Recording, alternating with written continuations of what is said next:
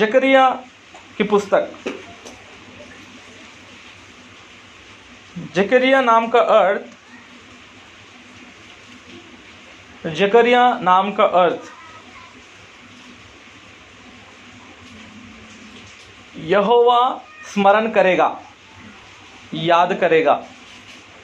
यहोवा स्मरण करता है करके भी लिख सकते हैं। यहोवा स्मरण करता है, याद करता है, या यहोवा स्मरण करेगा, याद करेगा।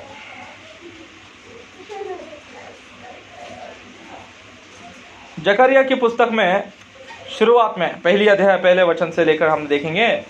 तो यहाँ पर हम देखेंगे जकरिया किसका पुत्र है? बेरक्या। देखा? बेरक्या। बेरक्या का भी एक अर्थ है, वो अर्थ भी लिखिएगा। यहोवा के द्वारा आशीष पाया हुआ।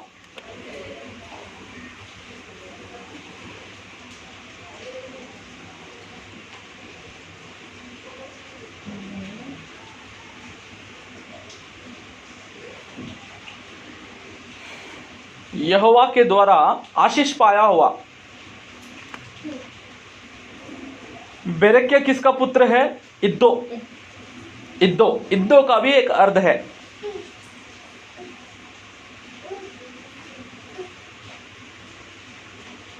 इद्दो का भी एक अर्थ है, नियुक्त किया हुआ समय या निर्णय किया हुआ समय। नियुक्त किया समय या निर्णय किया हुआ समय, इद्दो। इद्दो।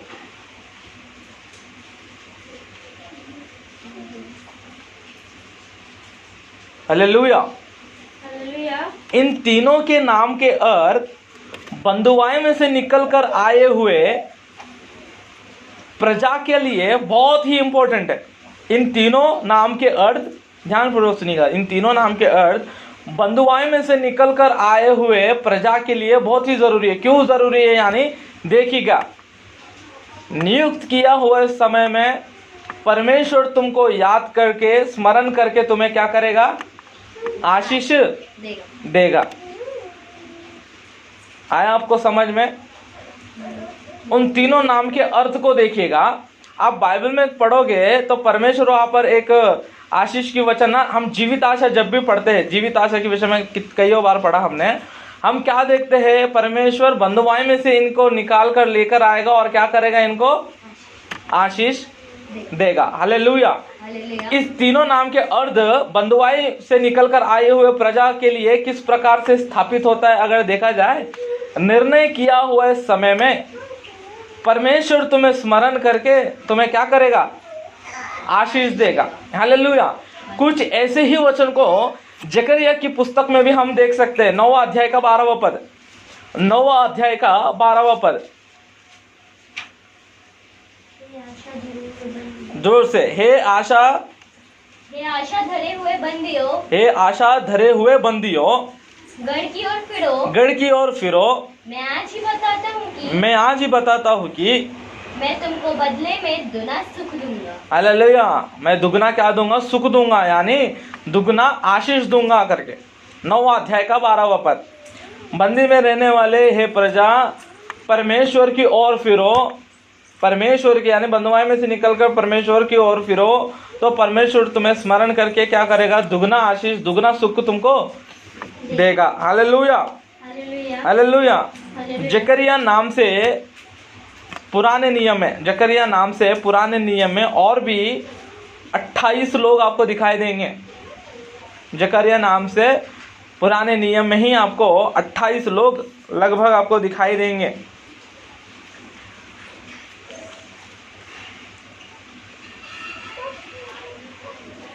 जकरिया नबी की मौत किस प्रकार से हुई, ये हमको नए नियम बताता है। मत्ती सुसमाचार 23वां अध्याय, मत्ती सुसमाचार 23वां अध्याय उसका 35वां वचन में देखना। मत्ती सुसमाचार 23वां अध्याय 35वां वचन। जिससे धर्मी हाबिल से लेकर बिरिक्या के पुत्र जकरिया तक, जिसे तुमने मंदिर और वेदी के बीच में मार डाला था। हालेलुया। हालेलुया। जकरिया मारा गया था कुछ लोगों के द्वारा, वहाँ के नगर में कुछ लोग थे जो रुकावट बन चुके थे जकरिया के लिए। उन्होंने मंदिर में क्या कर दिया, जकरिया को मार डाला। हालेलुया। जकरिया नबी धर्मी कहलाता है।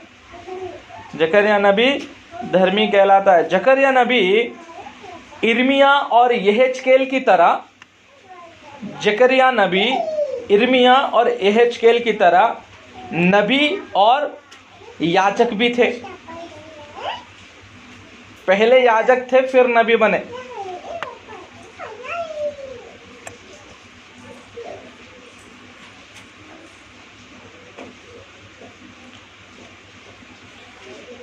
यहेजकेल और इर्मिया के तरह वो एक याजक और नबी थे।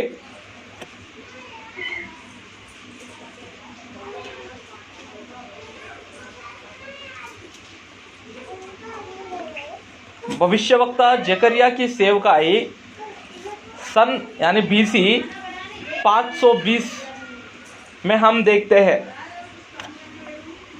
जकरिया नबी की सेवकाई सन यानी BC 520 में हम देखते हैं हग्गई के साथ।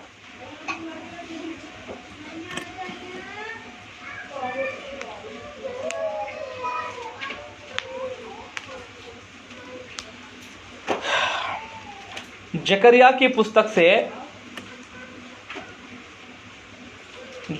पुस्तक से लगभग पुराने नियम की भविष्यवाणी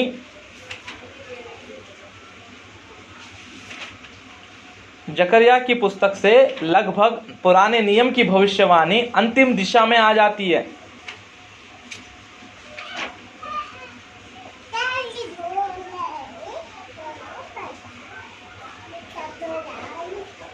ठीक है, जकरिया नबी की भविष्यवाणी पुस्तक, जकरिया नबी के पुस्तक में भविष्यवाणी पुराने नियम की भविष्य, जकरिया नबी के अंदर जो भविष्यवाणी है, जकरिया नबी के पुस्तक से पुराने नियम की भविष्यवाणियां लगभग अंतिम दिशा में आ जाती है। और पुराने नियम का अंत मलाकी की पुस्तक से होती है। पुराने नियम का भविष्यवाणी लगभग किससे अंतिम दिशा में आती है? जकरिया की पुस्तक से। लेकिन पुराने नियम का अंत मलाकी की पुस्तक से, है ना। मलाकी से मत्ती के बीच में का समय कितना? मौन समय, साइलेंट ईयर्स कितना? 400 ईयर्स, 400 साल।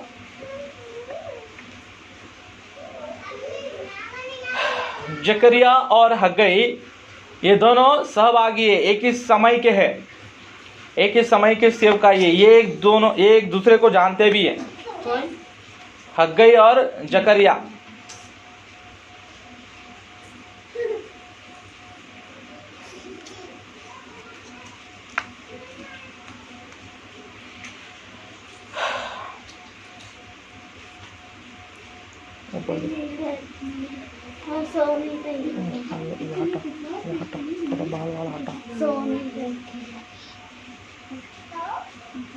जकरिया और हग्गई सहभागी है, एक ही समय के, एक ही समय की सेवकाई है।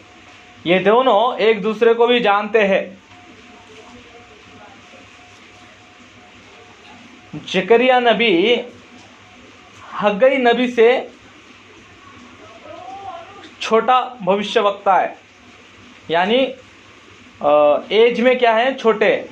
जकरिया नबी हग्गई नबी से एज में क्या है?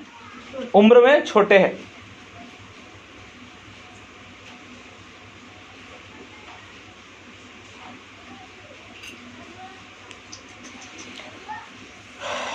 जकरिया नबी छोटे हैं। जकरिया नबी छोटे हैं।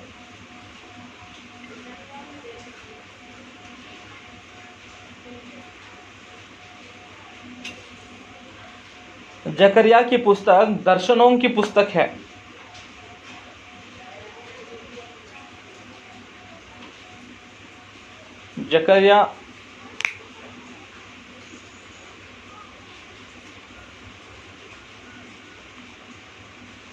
जकरिया की पुस्तक दर्शनों की पुस्तक है।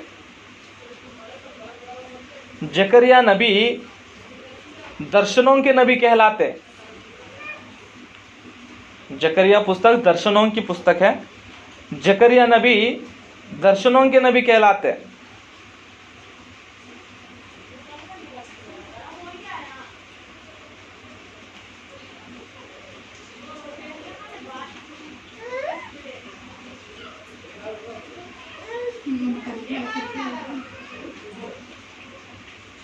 ठीक है,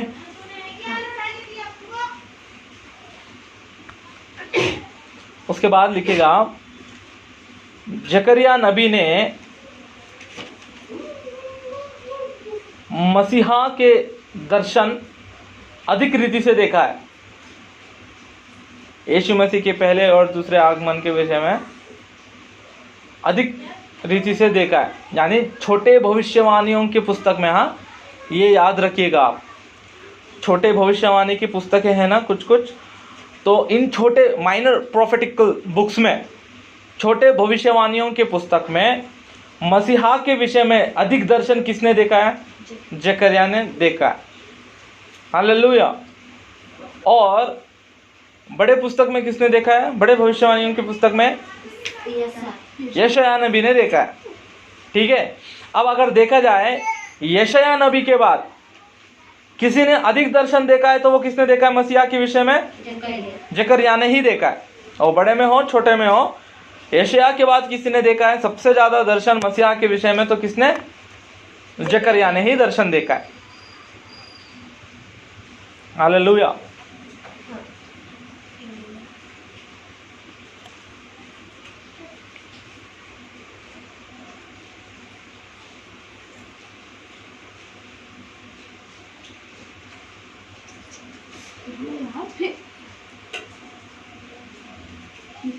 प्रकाशित वाक्य की भविष्यवाणियां, प्रकाशित वाक्य की भविष्यवाणियां, प्रकाशित वाक्य की भविष्यवाणियां जिस प्रकार से हम दानियल और एहेजकेल की पुस्तक में देखते हैं, उसी रीति से जकरिया की पुस्तक में भी हम देखते हैं।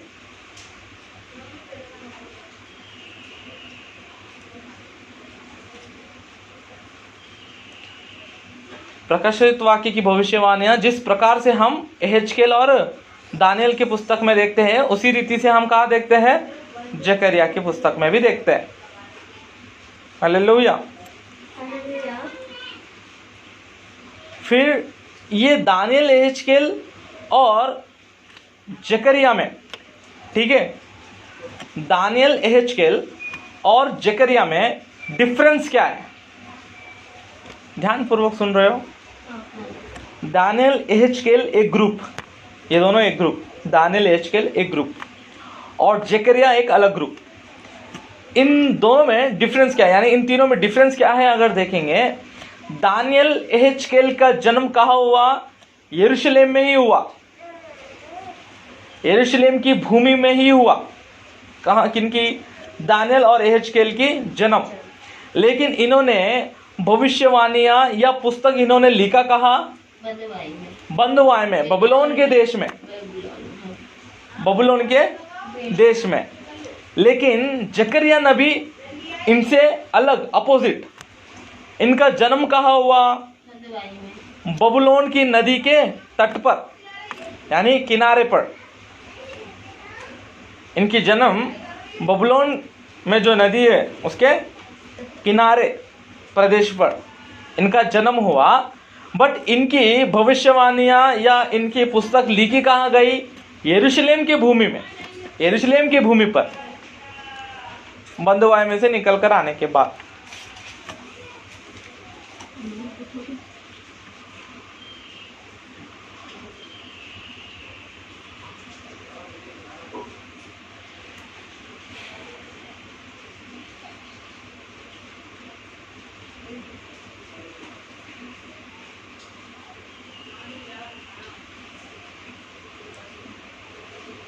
ठीक है,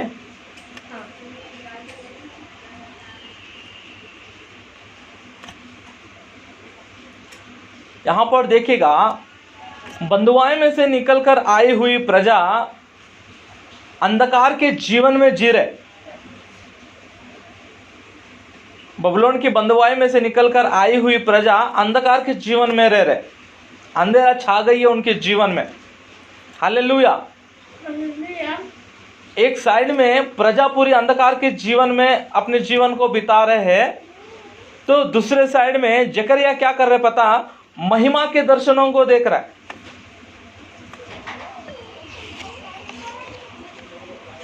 ठीक है, बंधुआई में से निकलकर आई हुई प्रजा अंधकार के जीवन को बिता रही है सब। हालेलुया। लेकिन इनमें जकरिया नबी जो है वो क्या कर रहा है, परमेश्वर की महिमा के दर्शनों को देख रहा है, मसीहा की प्रत्यक्षता को देख रहा है, मसीहा की प्रत्यक्षता दर्शनों को देख रहा है।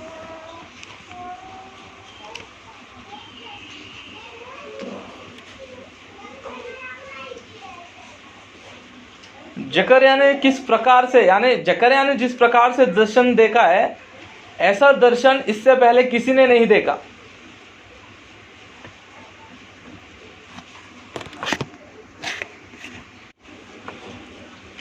हालेलुया।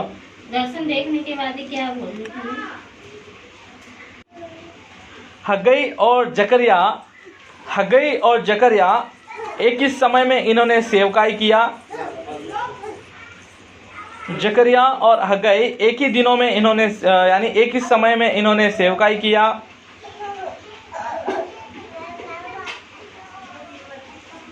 एक ही प्रजा के लिए उन्होंने भविष्यवाणी किया, एक ही प्रजा के लिए इन्होंने भविष्यवाणी भी किया।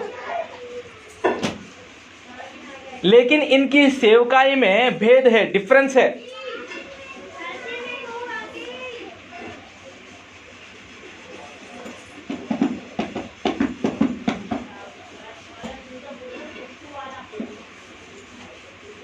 लेकिन इनकी सेवकाई में डिफरेंस है।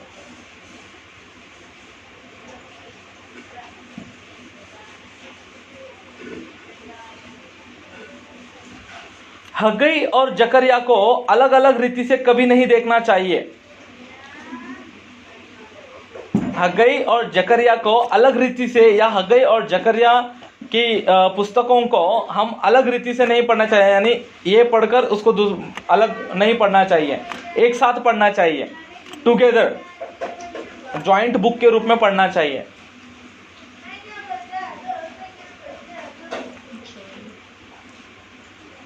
क्यों, अगर एक बार देखेंगे, क्यों अगर देखा जाए,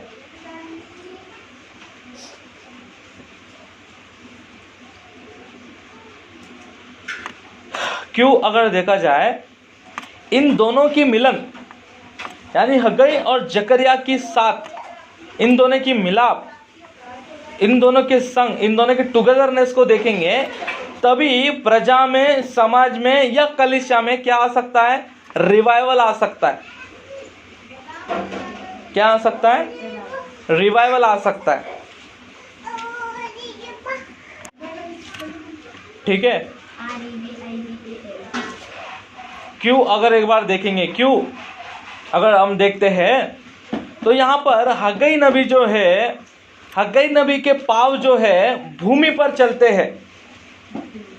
हग्गई नबी की पाँव जो है, पैर जो है वो पृथ्वी पर चलती है।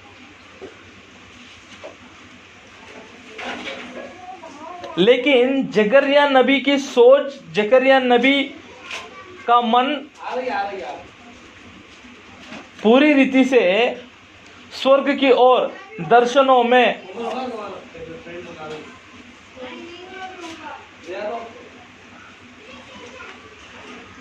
हग्गई नबी की पैर पृथ्वी पर चलती है परमेश्वर के काम करने के लिए, यानी परमेश्वर की योजना को पृथ्वी पर संपूर्ण करना है। हालेलुया। परमेश्वर की योजना को, परमेश्वर की इच्छा को पृथ्वी पर क्या करो, संपूर्णता में लेकर आओ। लेकिन जकरिया नबी को देखेंगे तो जकरिया नबी की आंख या मन या सोच पूरी रीति से स्वर्ग की ओर, दर्शनों के रूप में ही दिखता है। इन दोनों को मिलाकर देखोगे तो आपको कैसा लगेगा पता, आपकी सोच, आपकी विचार, आपकी दृष्टि स्वर्ग की ओर होनी चाहिए। और स्वर्ग की इच्छा को तुमको कहाँ संपूर्ण करना है, पृथ्वी पर संपूर्ण करना है। हालेलुया। इसी विषय को इन दोनों ने मिलकर, हग्गै और जकर्याह ने मिलकर लोगों तक पहुंचाया, प्रजा तक पहुंचाया। क्या पता परमेश्वर की योजना क्या है? नए यरूशलेम के मंदिर को परमेश्वर बांधकर, है ना, उसका निर्माण कर कर वहां से परमेश्वर क्या करेगा? राज्य करेगा। उसके लिए सबसे पहले संपूर्णता कहाँ से शुरुआत होनी चाहिए? पृथ्वी से ही होनी चाहिए। इसके लिए तुम क्या करो? पुनर्निर्माण करो मंदिर का करके हग्गै और जकर्याह ने क्या किया? संदेश दिया लोगों तक, संदेश दिया। हालेलुया। हालेलुया। आपको मत्ती सुसमाचार 6वीं अध्याय में स्वर्ग की प्रार्थना याद है? स्वर्गीय प्रार्थना याद है? हाँ, थोड़ा बोलो। हाँ हाँ, जैसी तेरी इच्छा स्वर्ग में पूरी होती हो, वैसे ही इस पृथ्वी पर भी पूरी हो। वो जो लाइन देखा ना आपने, यीशु मसीह ने जो हमको प्रार्थना सिखाया, स्वर्गीय प्रार्थना, जैसी तेरी इच्छा स्वर्ग में पूरी होती हो, वैसी तेरी इच्छा पृथ्वी पर भी हो। ये लाइन ये दोनों के जीवन से लिंक होता है। आया? ये लाइन इन दोनों के जीवन से लिंक करो, आपको समझ में आ जाएगा फिर पूरा स्टोरी। हालेलुया। उसके बाद देखिएगा, ये दोनों परमेश्वर के प्रिय नबी है।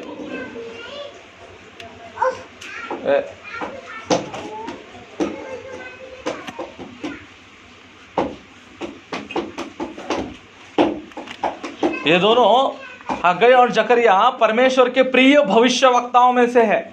हालेलुया। इन दोनों को परमेश्वर ने अलग अलग रीति से, सामर्थ्य रूप से इनको क्या किया? इस्तेमाल में लेकर आया। सामर्थ्य रूप से इनकी सेवकाई को आगे बढ़ाया।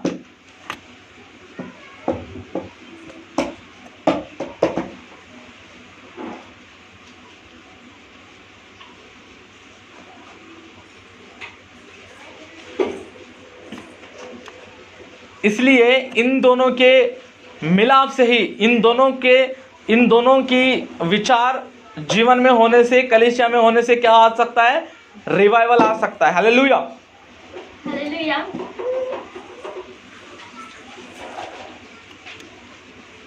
उसके बाद जकर्याह नबी ने 10 दर्शन देखे। लगभग करके लिखिएगा, लगभग 10 दर्शन देखे।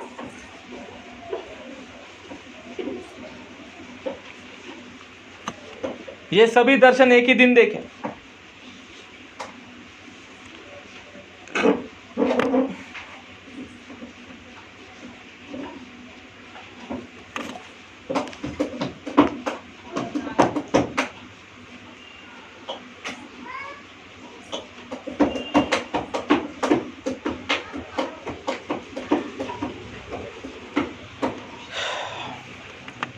दस दर्शन एक ही दिन जकर्याह नबी ने देखा, जिनमें से 8 दर्शन पूरी रीति से यरूशलेम के लिए है, वहां की प्रजा यहूदियों के लिए है।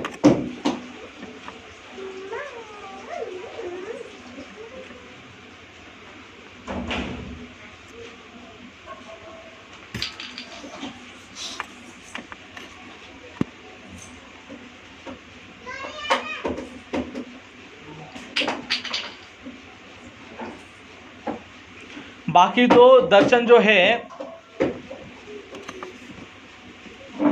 भविष्य के विषय में, परमेश्वर की भारी भविष्यवाणी है, वो भारी वचन, भारी भविष्यवाणी है।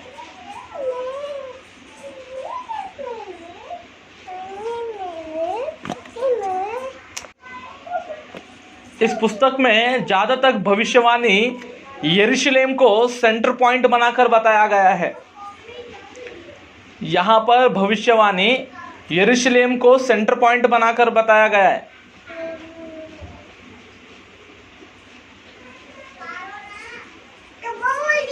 यानी यरूशलेम को एक केंद्र बनाकर ही बताया गया है। यरूशलेम नामक शब्द को हम लगभग 40 बार इस पुस्तक में हम देखते हैं।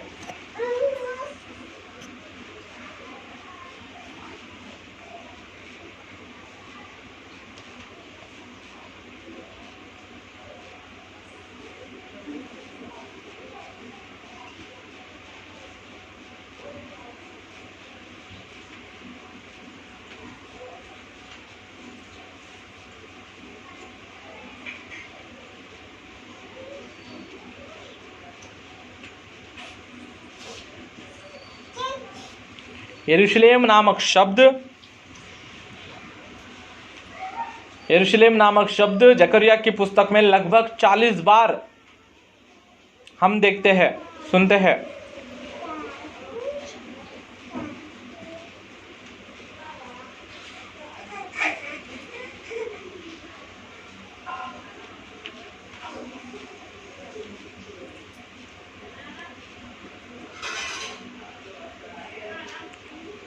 पहली अध्याय का 14वां वचन, जकरिया पुस्तक पहली अध्याय का 14वां वचन इस पुस्तक का मेन वचन के रूप में हम देखते हैं।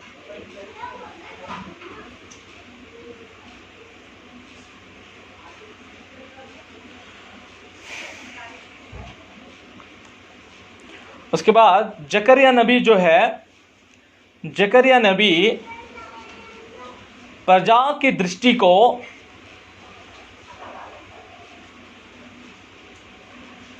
जकरिया नबी प्रजा की दृष्टि को अनंत की भविष्य के लिए चलाता है।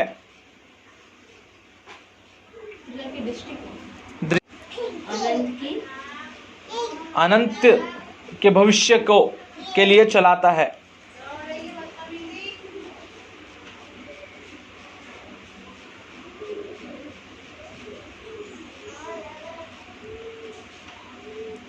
बट हग्गई नबी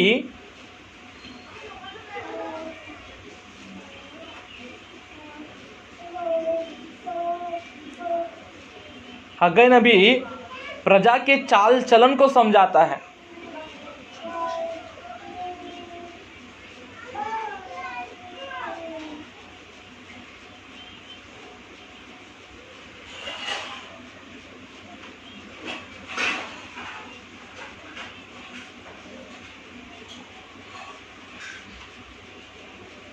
जकरिया नबी की पुस्तक में या जकरिया नबी के दिनों में ऐसा लगता है कि शांति चारों ओर फैली है, शांति चारों ओर फैली है, परंतु इज़राइलियों के बीच शांति समाधान बिल्कुल भी नहीं दिखती है। जकरिया के दिनों में ऐसा लगता है कि शांति चारों ओर फैली है, लेकिन इज़राइलियों में बिल्कुल भी शांति और समाधान हम नहीं देखते। ऐसा लगता है कि परमेश्वर ने क्या इन्हें टुकरा दिया है, क्या इन्हें भूल गया है, ऐसा लगता है। इस पुस्तक को हम मुख्य रीति से 2 भाग में हम देख सकते हैं। पहली भाग 1 से लेकर 8वीं अध्याय तक,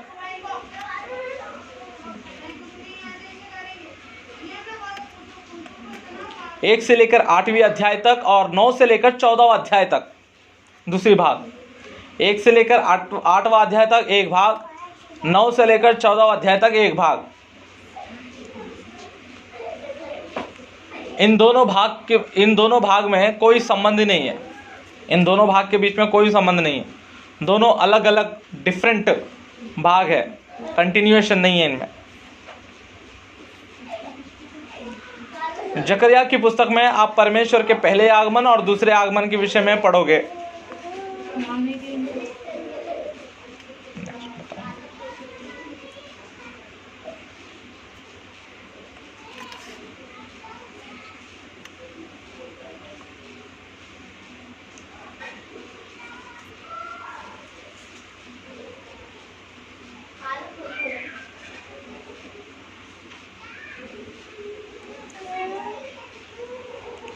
इस पुस्तक में 7 और 8वीं अध्याय में हम उपवास के विषय में पढ़ सकते हैं। 7 और 8वीं अध्याय में उपवास के विषय में पढ़ सकते हैं। 9 से लेकर 14 अध्याय तक जो हमारा दूसरा भाग है, मेन दूसरा भाग है, 9 से लेकर 14 तक, वहाँ पर हम यहोवा का दिन के विषय में देख सकते हैं, यहोवा के दिन के प्रस्तावन को देख सकते हैं। योवेल मीका की पुस्तक में हमने किस प्रकार से देखा, उस प्रकार 14 9 से लेकर 14 में हम क्या देखते हैं, यहोवा के दिन के प्रस्तावन को देख सकते हैं।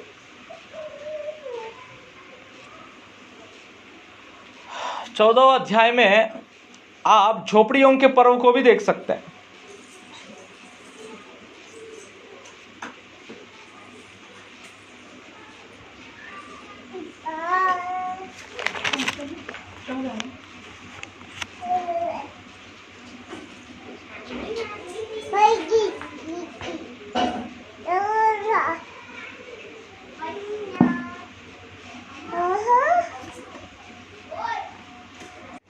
इस पुस्तक में चौथा अध्याय का 6 और 7वां वचन, इस पुस्तक जकरिया पुस्तक चौथा अध्याय 6वां और 7वां पद जो है वो हमारे जीवन में परिपूर्ण होना चाहिए। हमारे जीवन उस पर चलना चाहिए, उसी वचन पर चलना चाहिए। क्या लिखा है ना? तो तब उसने मुझे उत्तर देकर कहा, जरुब्बाबिल के लिए यहोवा का यह वचन है, ना तो बल से ना तो और शक्ति से, मेरी आत्मा के द्वारा ना। परंतु मेरे आत्मा। हालेलुया। वो वचन हमारे जीवन में परिपूर्णता की दशा में आना चाहिए। हमारे जीवन उसी वचन पर आगे बढ़ना चाहिए। हालेलुया। इस पूरे जकरिया की पुस्तक को आप एक वचन में डिफाइन कर सकते हो, पहले अध्याय के 3 वचन के रूप में। पहले अध्याय के 3 वचन के रूप में क्या लिखा है? इसलिए तू इन लोगों से कहे, सेनाओं का यहोवा ये कहता है, तुम मेरी ओर फिरो, सेनाओं की यहोवा की यही वाणी है, तब मैं तुम्हारी ओर फिरूंगा। सेनाओं की यहोवा तुम परमेश्वर की ओर फिरोगे तो परमेश्वर तुम्हारे ओर फिरेगा। जकरिया पुस्तक का सारांश ही वो है, टोटल डिस्क्रिप्शन ही वो है जकरिया पुस्तक की। हम परमेश्वर की ओर फिरेंगे तभी परमेश्वर हमारी ओर फिरेगा। हालेलुया। हम परमेश्वर की ओर नहीं फिरेंगे तो हम परमेश्वर की क्रोध को भी चख सकते हैं, टेस्ट कर सकते हैं। यहोवा के दिन को भी हम देख सकते हैं। यहोवा के दिन को देखने पर भी ये परमेश्वर के द्वारा नहीं आया है करके हम सोच नहीं सकते। हालेलुया। आज के दिन भी यही चल रहा है। भयंकर दिनों को देखते हुए भी नहीं, ये परमेश्वर की ओर से नहीं, ये शैतान की ओर से है करके हम कह रहे, बट ऐसा नहीं देख रहे कि हमारे चाल चलन की ओर से, या हमारे चाल चलन किस प्रकार से रह रही है। तो क्या परमेश्वर क्या केवल प्रेम ही करते रहेगा? हालेलुया। वही सपन्या पुस्तक को आप समझोगे तो आपको समझ में आएगा कि परमेश्वर का न्याय को ही नहीं, परमेश्वर का प्रेम को भी वहाँ पर देख सकते। हालेलुया। इस पुस्तक में एक आप बहुत बड़े प्रश्न के जवाब को देख सकते हो। इस पुस्तक में एक बहुत ही बड़े प्रश्न के जवाब को आप पा सकते हो। वो प्रश्न क्या है एक बार देखिएगा। 70 वर्ष की बंधुआई के बाद आई हुई प्रजा, 70 वर्ष की बंधुआई के बाद आई हुई प्रजा यरूशलेम के मंदिर की बुरी व्यवस्था को, यानी बुरी स्थिति को देखकर, अवस्था को देखकर, 70 वर्ष के बाद आई हुई प्रजा यरूशलेम के मंदिर, यरूशलेम के नगर की बुरी अवस्था को देखकर उनके मन में एक प्रश्न उठा है, जागा है। क्या जागा है? क्या परमेश्वर अपनी वाचा को आगे बढ़ाएगा? क्या परमेश्वर अपनी वाचा को पूरा करेगा? ये प्रश्न। हालेलुया। इस प्रश्न का जवाब जकरिया की पुस्तक में आप पा सकते हो।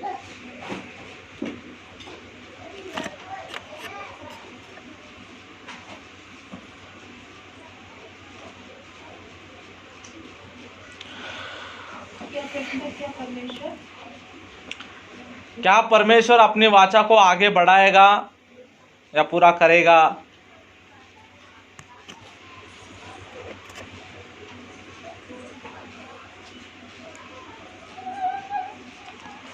इस पुस्तक को 5 भाग करेंगे, 5 भाग के रूप में देखेंगे।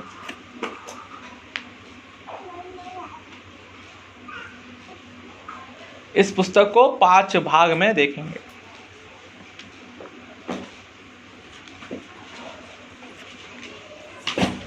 पहली अध्याय के पहले वचन से लेकर 6वें वचन तक, पहले अध्याय के पहले वचन से लेकर 6वां वचन तक इंट्रोडक्शन पार्ट।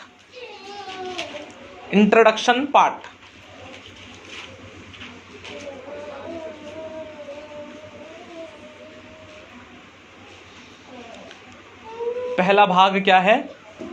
पहले अध्याय के पहले वचन से 6 वचन तक, 6वें वचन तक। इंट्रोडक्शन पार्ट, परिचय। उसके बाद दूसरे भाग, पहले अध्याय के 7वां वचन से लेकर 6वीं अध्याय तक, पहले अध्याय के 7वां पद से लेकर 6वीं अध्याय तक, 6th अध्याय तक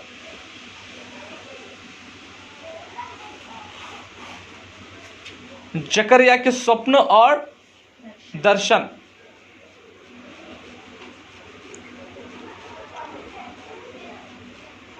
पूरे 8 दर्शन को आप यहां पर देख सकते हो।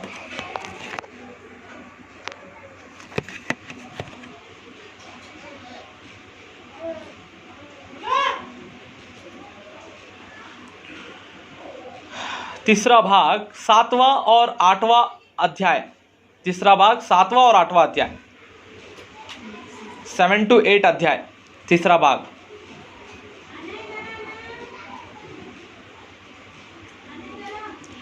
जकरिया के दर्शनों का अंत, यानी उन जो 8 दर्शन देख रहा था, उन दर्शनों का अंत दूसरे दर्शन से होता है। एक और दर्शन वहां पर देखता है, यानी इन 8 दर्शनों का अंत एक दूसरे दर्शन से होता है। एक और दर्शन वहां पर देखता है मेन।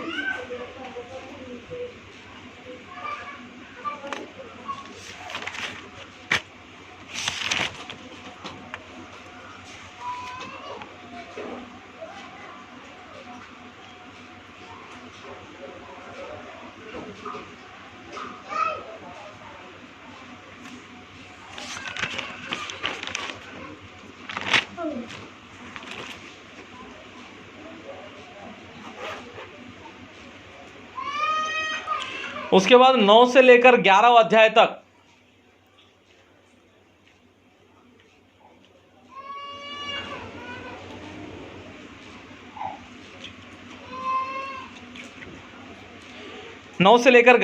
अध्याय तक मसीहा के राज्य के विषय में, मसीहा के राज्य भविष्य में मसीहा का राज्य पार्ट 1 करके लिखिएगा।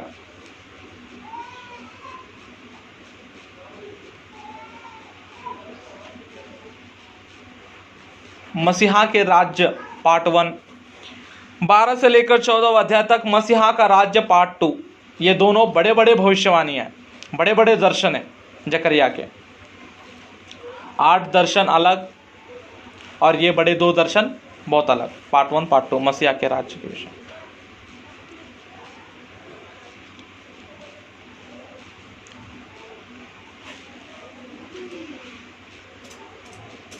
हालेलुया। अब यहां पर देखिएगा, पहले भाग को समझा रहा हूं, 1 से लेकर 6वें पद तक, पहली अध्याय के 1 से लेकर 6वें पद तक परिचय। इस परिचय में आप क्या देखोगे? परमेश्वर के विरोध करने वाले प्रजाओं से जकरिया कह रहा है कि परमेश्वर की ओर क्या करो? फिरो।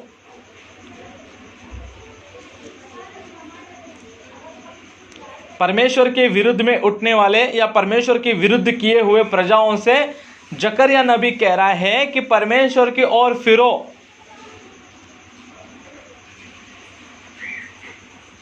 क्योंकि तुम्हारे इस विरोध के कारण ही तुम बंधुआई में गए थे।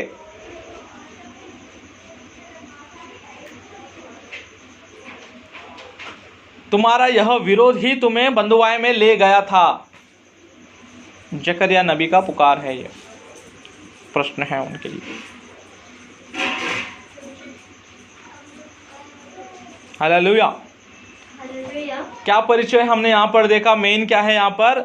जकरिया क्या कह रहा है अपने प्रजा से कि तुम परमेश्वर की ओर फिरो, परमेश्वर के साथ तुम विरोध मत करो, परमेश्वर के विरुद्ध मत जाओ, क्योंकि तुम्हारे विरोध के कारण ही, तुम्हारे उस विरोध के कारण ही, ऐसे चाल चलन के कारण ही तुम कहाँ गए थे? बंधुआई में गए थे। हालेलुया। जकरिया की इस पुकार को, जकरिया के इस आरोप पर, जब जकरिया इस पुकार को बोला या इस आरोप को डाला, तो लोग जो है, प्रजा जो है, बहुत जल्दी इन्होंने रेस्पॉन्स दिया जकरिया के लिए। हालेलुया। बहुत जल्दी जकरिया के और इन्होंने रिस्पॉन्स दिया सभी प्रजा। हालेलुया। याद रखिएगा, हग्गई की पुस्तक में जो संदेश है, हग्गई की पुस्तक में जो इंट्रोडक्शन हमने देखा, क्यों आया था हग्गई नबी आकर उनसे क्या कहा, प्रोत्साहित की भविष्यवाणियों को दिया, पुनः निर्माण, मंदिर का पुनः निर्माण करने के लिए एक प्रोत्साहित भविष्यवाणियों को दिया। वो संदेश जो हम हग्गई की पुस्तक में देखते हैं, वही संदेश जकरिया की पुस्तक में भी है। सेम हग्गई के बाद जकरिया नबी आकर मंदिर का निर्माण पूरी रीति से निर्माण होने के लिए प्रोत्साहित की भविष्यवाणियों को यहाँ पर देता है लोगों के बीच। हालेलुया। उसके बाद देखेंगे एक से लेकर पहला अध्याय का 7वें पद से लेकर 6वें अध्याय तक, 6वें अध्याय तक क्या है इसका नाम, जकरिया के दर्शन और सपनों के विषय में। हालेलुया। जकरिया को 8 रात के दर्शन मिले, 8 रात के दर्शन, यानी रात में 8 दर्शन मिले। आपने बोला था एक ही दिन में देखे, तो रात में, एक ही रात में 8 दर्शन दिखे एक ही दिन में, यानी एक ही रात में 8 दर्शन पाए। ये सब क्या कहते हैं, रात के दर्शन। 8 है पूरे, 8 रात के दर्शन।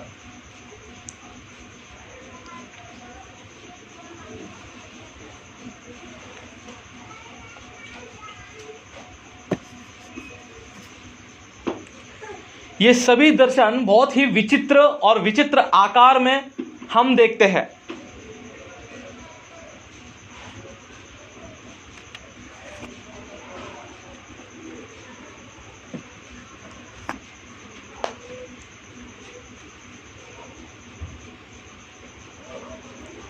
ये सभी दर्शन बहुत ही विचित्र और बहुत ही अलग आकार में हमको दिखाई देते हैं।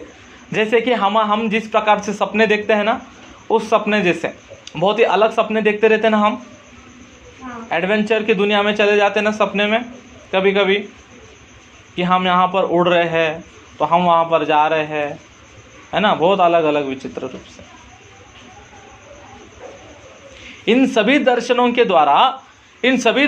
द्वारा परमेश्वर किस रीति से हमसे वार्तालाप कर रहा है या किस प्रकार से हमसे बात कर रहा है, वो हम बहुत ही क्लियरली देख सकते हैं।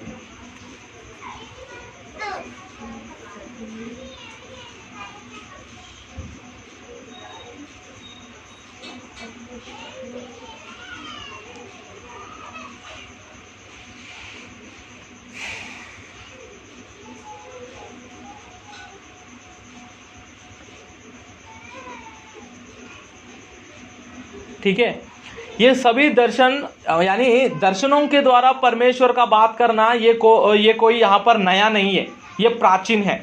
यानी ये बहुत ही पुराना तरीका है, नियम है। परमेश्वर दर्शनों के द्वारा, सपनों के द्वारा बात करना, ये कोई नया नहीं है। हम इन सभी बातों को उत्पत्ति की पुस्तक में ही देख सकते हैं। ऐसे दर्शनों के द्वारा, सपनों के द्वारा बात करना हम उत्पत्ति की पुस्तक में ही देख सकते हैं। फॉर एग्जाम्पल याकूब, यूसुफ, फिरौन, इनके स्वप्नों को हम देखेंगे तो इनके स्वप्न में आप भविष्य के जीवित आशा को भी देख सकते हो। भविष्य के लिए एक जीवित आशा को भी आप देख सकते हो इन सपनों के द्वारा। हालेलुया। हालेलुया। यहाँ पर 8 मेन दर्शन है, 8 मेन दर्शन है। 8 मेन दर्शनों को आप लाइन वाइज ऑर्डर में लिखिएगा, 1 से लेकर 8 दर्शनों को रेफरेंसेस के द्वारा।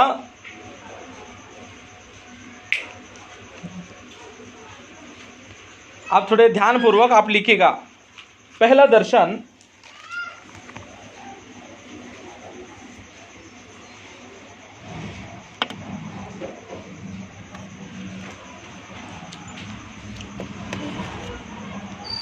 आप एक काम करिएगा, लाइन वाइज ना 1 2 3 4 5 6 7 8 करके लाइन वाइज एक ऑर्डर में, हाँ, नीचे पूरा 1 2 3 4 5 6 7 8 करके नंबर्स लिख लीजिएगा।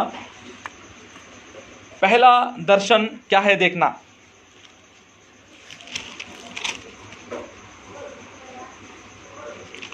पहले दर्शन में आप 4 रथों पर यानी 4 घोड़ों पर आए हुए मनुष्यों को आप वहां पर देखोगे। 4 रथों पर आए हुए मनुष्यों को आप देखेंगे, रथों पर आए हुए। ठीक है, पहले अध्याय के, यानी ये दर्शन कहां पर है, पहली अध्याय के 8 से लेकर 17 तक देखोगे। 8 से लेकर, पहली अध्याय के 8 से लेकर 17 तक। ठीक है,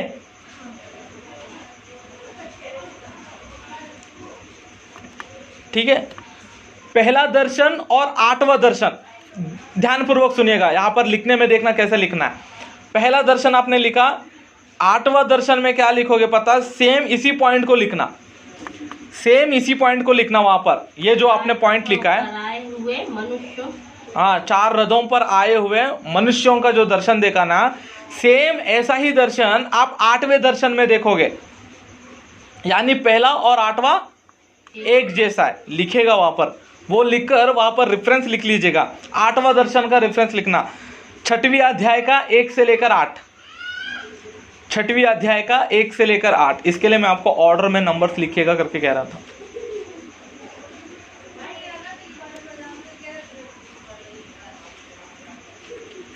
ये दोनों दर्शन का अर्थ एक ही है, इसलिए एक जैसा दर्शन ही है। कौन सा, पहला और 8वां। ठीक है, दर्शन थोड़े अलग से दिखाई देंगे, यहाँ पर दर्शन थोड़े अलग रूप से दिखाई देंगे, लेकिन कुछ कुछ दर्शन के अर्थ कैसे है, एक जैसे है। फॉर एग्जाम्पल, पहला और 8, दूसरा और 7, तीसरा और 6वां, चौथा और 5वां, ये ऑर्डर है वहां पर। ठीक है, उसके बाद दूसरा दर्शन देखिएगा,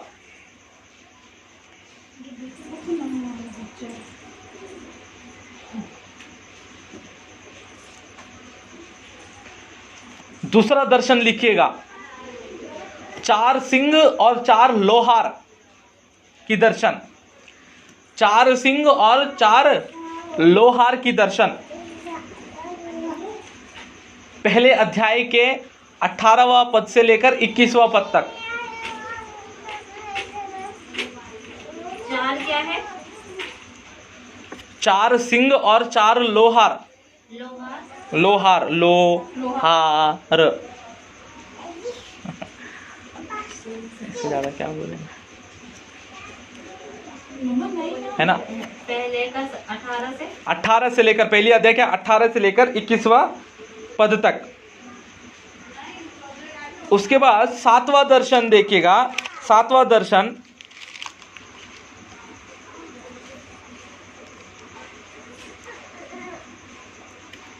एपा में बैठी हुई स्त्री करके लिखेगा। 7वां दर्शन का नाम क्या लिखोगे, एपा में बैठी हुई स्त्री। एपा यानी, हाँ बोलो, एपा यानी, यानी एक बहुत बड़ी डलिया होती है ना, ठीक है, एक बहुत बड़ी डलिया होती है ना, उस डलिया में एक स्त्री बैठी है। ठीक, एपा में बैठी हुई स्त्री। इन दोनों दर्शन, उसका रेफरेंस लिख लीजिएगा, 7वां दर्शन का रेफरेंस लिखिएगा, 5वीं अध्याय के 5 से लेकर 11, 5वीं अध्याय के 5 से लेकर 11।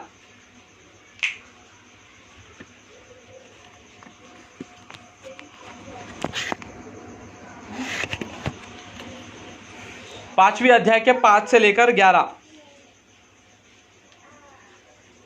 ठीक है, इन दोनों दर्शन के अर्थ एक जैसे, दर्शन के रूप अलग है।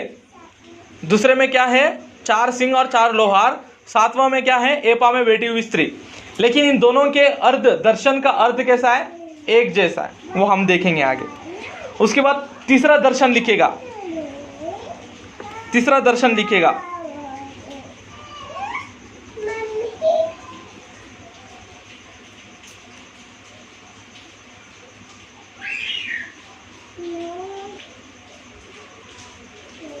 यरूशलेम के मंदिर, यरूशलेम मंदिर ने, मंदिर करके मत लिखना,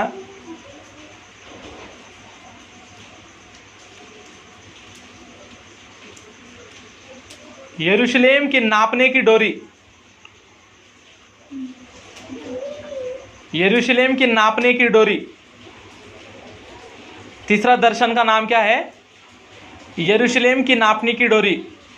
एक व्यक्ति को देखोगे आप जो यरूशलेम की नाप ले रहा है, नाप लेने जाता है वहां पर। रेफरेंस लिखिएगा दूसरी अध्याय का 1 से लेकर 13 पद तक। दूसरी अध्याय का 1 से लेकर 13 पद तक। जकरिया की पुस्तक को ध्यानपूर्वक सुनना है, नहीं तो लास्ट में समझ में नहीं आएगा।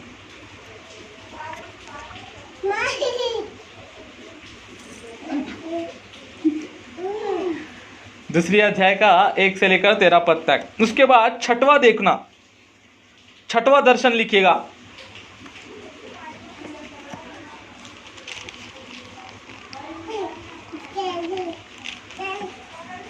छठवां दर्शन लिखना, उड़ने वाला पत्र, उड़ने वाला पत्र या उड़ने वाला पुस्तक करके लिख भी सकते हैं। उड़ने वाला पत्र या उड़ने वाला पुस्तक।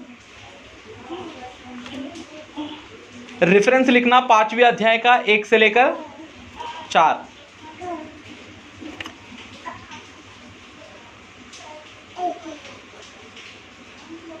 पाँच का 1 से लेकर 4 उड़ने वाला पुस्तक। ये कौन सा दर्शन है?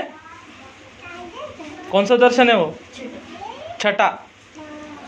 ठीक है, 3 और 6 देखा। अब इन दोनों का अर्थ एक ही है।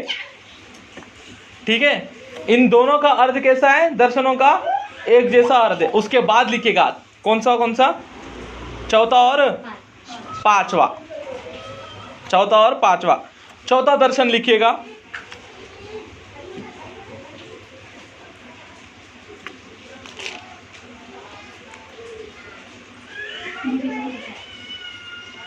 महायाजक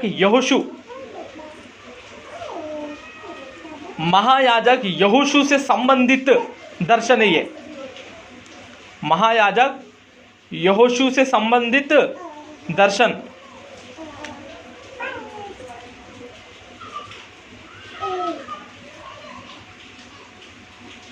एक से लेकर तीसरी अध्याय का 1 से लेकर 10।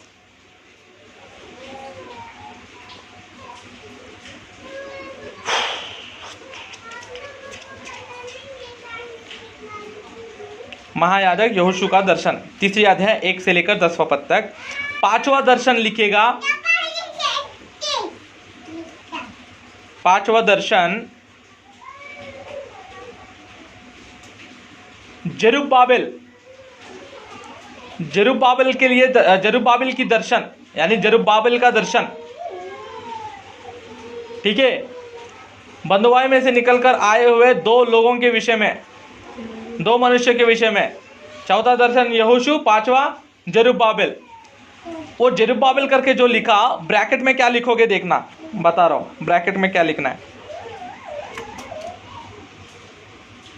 दीवट और जैतून लिखना। ब्रैकेट में क्या लिखोगे? दीवट और जैतून वृक्षों से संबंधित दर्शन करके लिखना। ब्रैकेट में क्या लिखोगे? दीवट और जैतून, दीवट और जैतून वृक्षों से संबंधित दर्शन, संबंधित दर्शन करके लिखो। हाँ, इसका रेफरेंस लिख लीजिएगा। पांचवा दर्शन का रेफरेंस चौथी अध्याय का 1 से लेकर 14। चौथा अध्याय का 1 से लेकर 14। पहले चैप्टर वर्स 1 से लेकर वर्स 14 तक, चैप्टर 4 का। कितने आए पूरे दर्शन? 8। हाँ, 8 दर्शन आए ना? हाँ। ठीक है,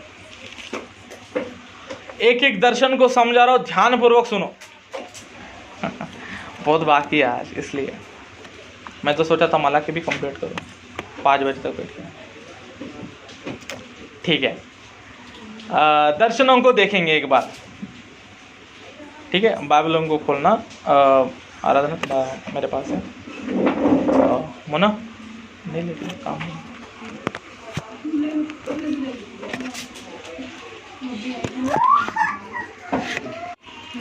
देखिएगा, पहला दर्शन क्या है? 4 रथों पर बैठे हुए 4 मनुष्यों के विषय में ना। हालेलुया। ये पहला दर्शन और 8वां दर्शन कैसा है? हमने कहा एक जैसा एक जैसा है। हालेलुया। ये दर्शनों में आप क्या देखोगे, एक एक घोड़े पर बैठकर आए हुए एक एक व्यक्ति को देखोगे। ये चारों मनुष्य, रथों पर बैठे हुए चारों मनुष्य परमेश्वर के द्वारा आए हुए, यानी परमेश्वर के द्वारा नियमित कौन है, मनुष्य है। घोड़ों पर सवारी करने वाले चारों मनुष्य कौन है, परमेश्वर के द्वारा नियमित किए गए पुरुष है। हालेलुया। ये कर क्या रहे हैं, पूरे संसार में क्या कर रहे, चक्कर लगा रहे, पूरे संसार में जाकर क्या कर रहे हैं, राउंड लगाकर आ रहे हैं। हालेलुया। हालेलुया। पूरे संसार में जाकर क्या कर रहे हैं, राउंड लगाकर आ रहे हैं, सभी विषयों को देखकर आ रहे हैं।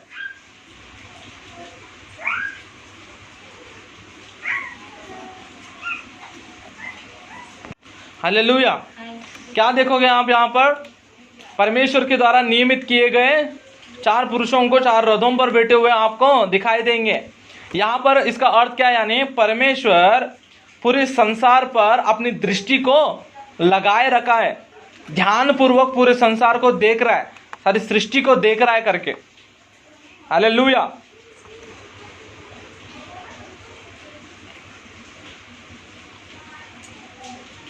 और पूरी सृष्टि में, पूरे संसार में ये चारों नियमित किए गए ये चारों पुरुष जवाब क्या दे रहे पता, सारी सृष्टि में या सारी पृथ्वी पर कैसा है, माहौल ठंडा है, शांति बना है करके।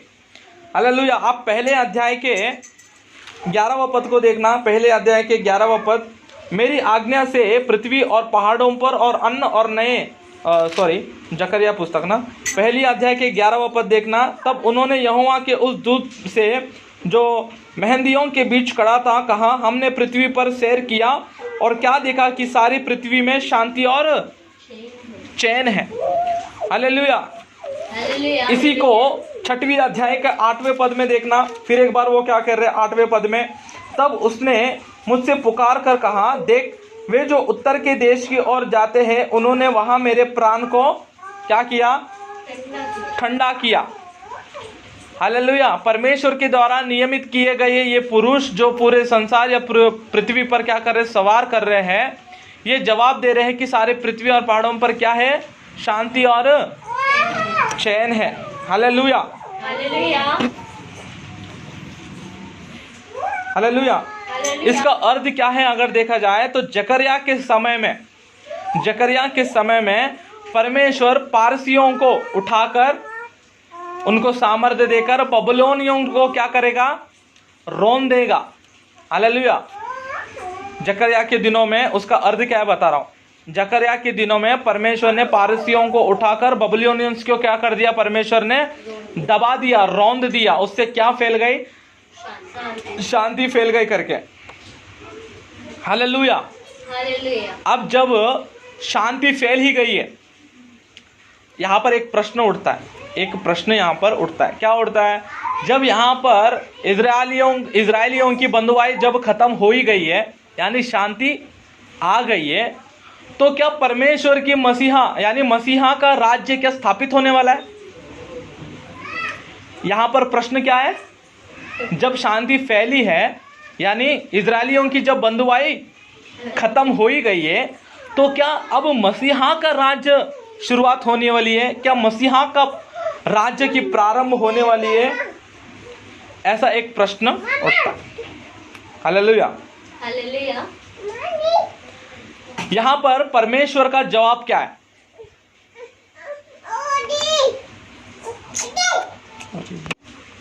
इस पर परमेश्वर का जवाब क्या है अगर देखा जाए तो, परमेश्वर कहता है मैं अपने वाचा को नियमित समय में क्या करूंगा, पूरा करूंगा। परमेश्वर कहता है मैं अपने नियमित समय पर अपनी वाचा को पूरी करूंगा, लेकिन किस समय, उसका जवाब यहाँ पर नहीं है। ठीक है, परमेश्वर क्या कहता है, मैं अपने नियमित समय पर क्या करूंगा, वाचा को पूरी करूंगा, लेकिन किस समय, वो यहाँ पर जवाब नहीं है। हालेलुया। उसके बाद दूसरे दर्शन को देखेंगे। क्या है दूसरा दर्शन? 4 सिंह और 4 लोहार।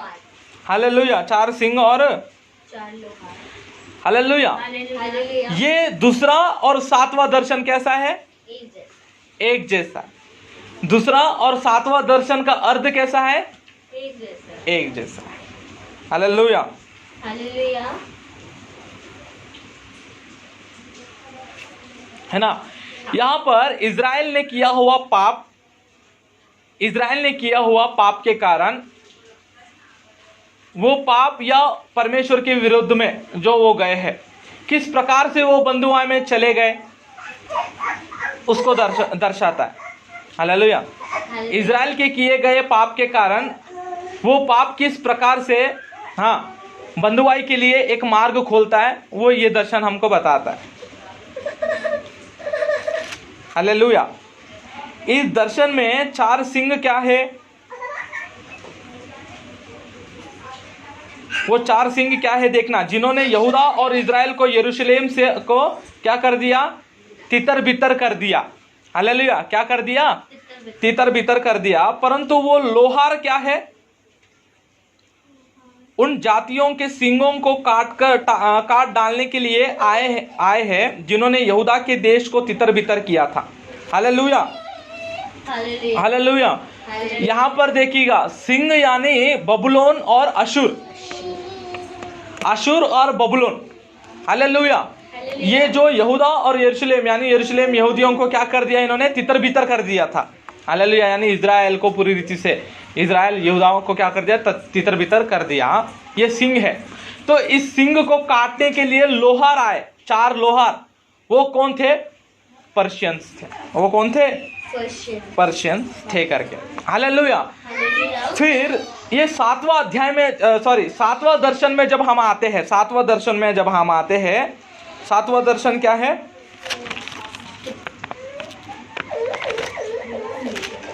है ना? जब हम 7वां दर्शन में आते हैं तो हम क्या देखते हैं? एपा में बैठी हुई स्त्री को देखते हैं। हालेलुया। ये एपा में बैठी हुई स्त्री कौन है? एपा में बैठी हुई स्त्री किसकी सादृश्य है? अगर देखेंगे, इज़राइलियों ने जिस वाचा के विरुद्ध में वो गए, ध्यानपूर्वक सुनिएगा, इज़राइली जिस वाचा के विरुद्ध में गए और पीढ़ी पीढ़ी से जो वो पाप करते हुए आ रहे हैं, उसकी सादृश्य वो स्त्री है। ठीक है? इज़राइलियों ने, एपा में बैठी हुई स्त्री कौन है? इज़राइलियों ने जिस वाचा का विरोध किया और पीढ़ी पीढ़ी से जो वो पाप करते हुए आ रहे हैं, उसकी सादृश्य एपा में बैठी हुई स्त्री है। इस स्त्री के साथ क्या हो रहा है एक बार देखिएगा। तब 9वां पद, 5वें अध्याय का 9वां पद देखना। तब मैंने आंखें उठाई तो क्या देखा कि 2 स्त्रियां चली जाती है जिनके पंख पवन में फैले हुए हैं। एक और 2 स्त्री को देख रहा है जो पंख उनके पवन में फैले हुए हैं और उनके पंख लगभग कैसे है और वे एपा को आकाश और पृथ्वी के बीच में क्या करते हैं? उड़ाई लिए जा रहे हैं। तब मैंने उस दूत से जो मुझसे बातें करता था पूछा, वे एपा को कहाँ लिए जाते हैं? तो उसने एक जवाब क्या दिया? शिनार देश में लिए जाते हैं कि वहाँ उसके लिए एक भवन बनाए, और जब वह तैयार किए जाए तब वह एपा वहाँ अपने ही पाए पर खड़ा किया जाएगा। ये क्या था? 7वां दर्शन था। 7वां दर्शन दोनों किसके विषय में है? इज़राइलियों ने जो पाप किया है। दूसरा और 7वां दर्शन का अर्थ एक ही है। इज़राइलियों ने जो पाप किया है उसके विषय में दर्शाना, बताना। हालेलुया। उसके बाद तीसरा दर्शन को देखेंगे। तीसरा दर्शन क्या है? दूसरी अध्याय का 1 से लेकर 13 पद। नापने की डोरी, है ना? क्या है? नापने की डोरी को आप देखोगे।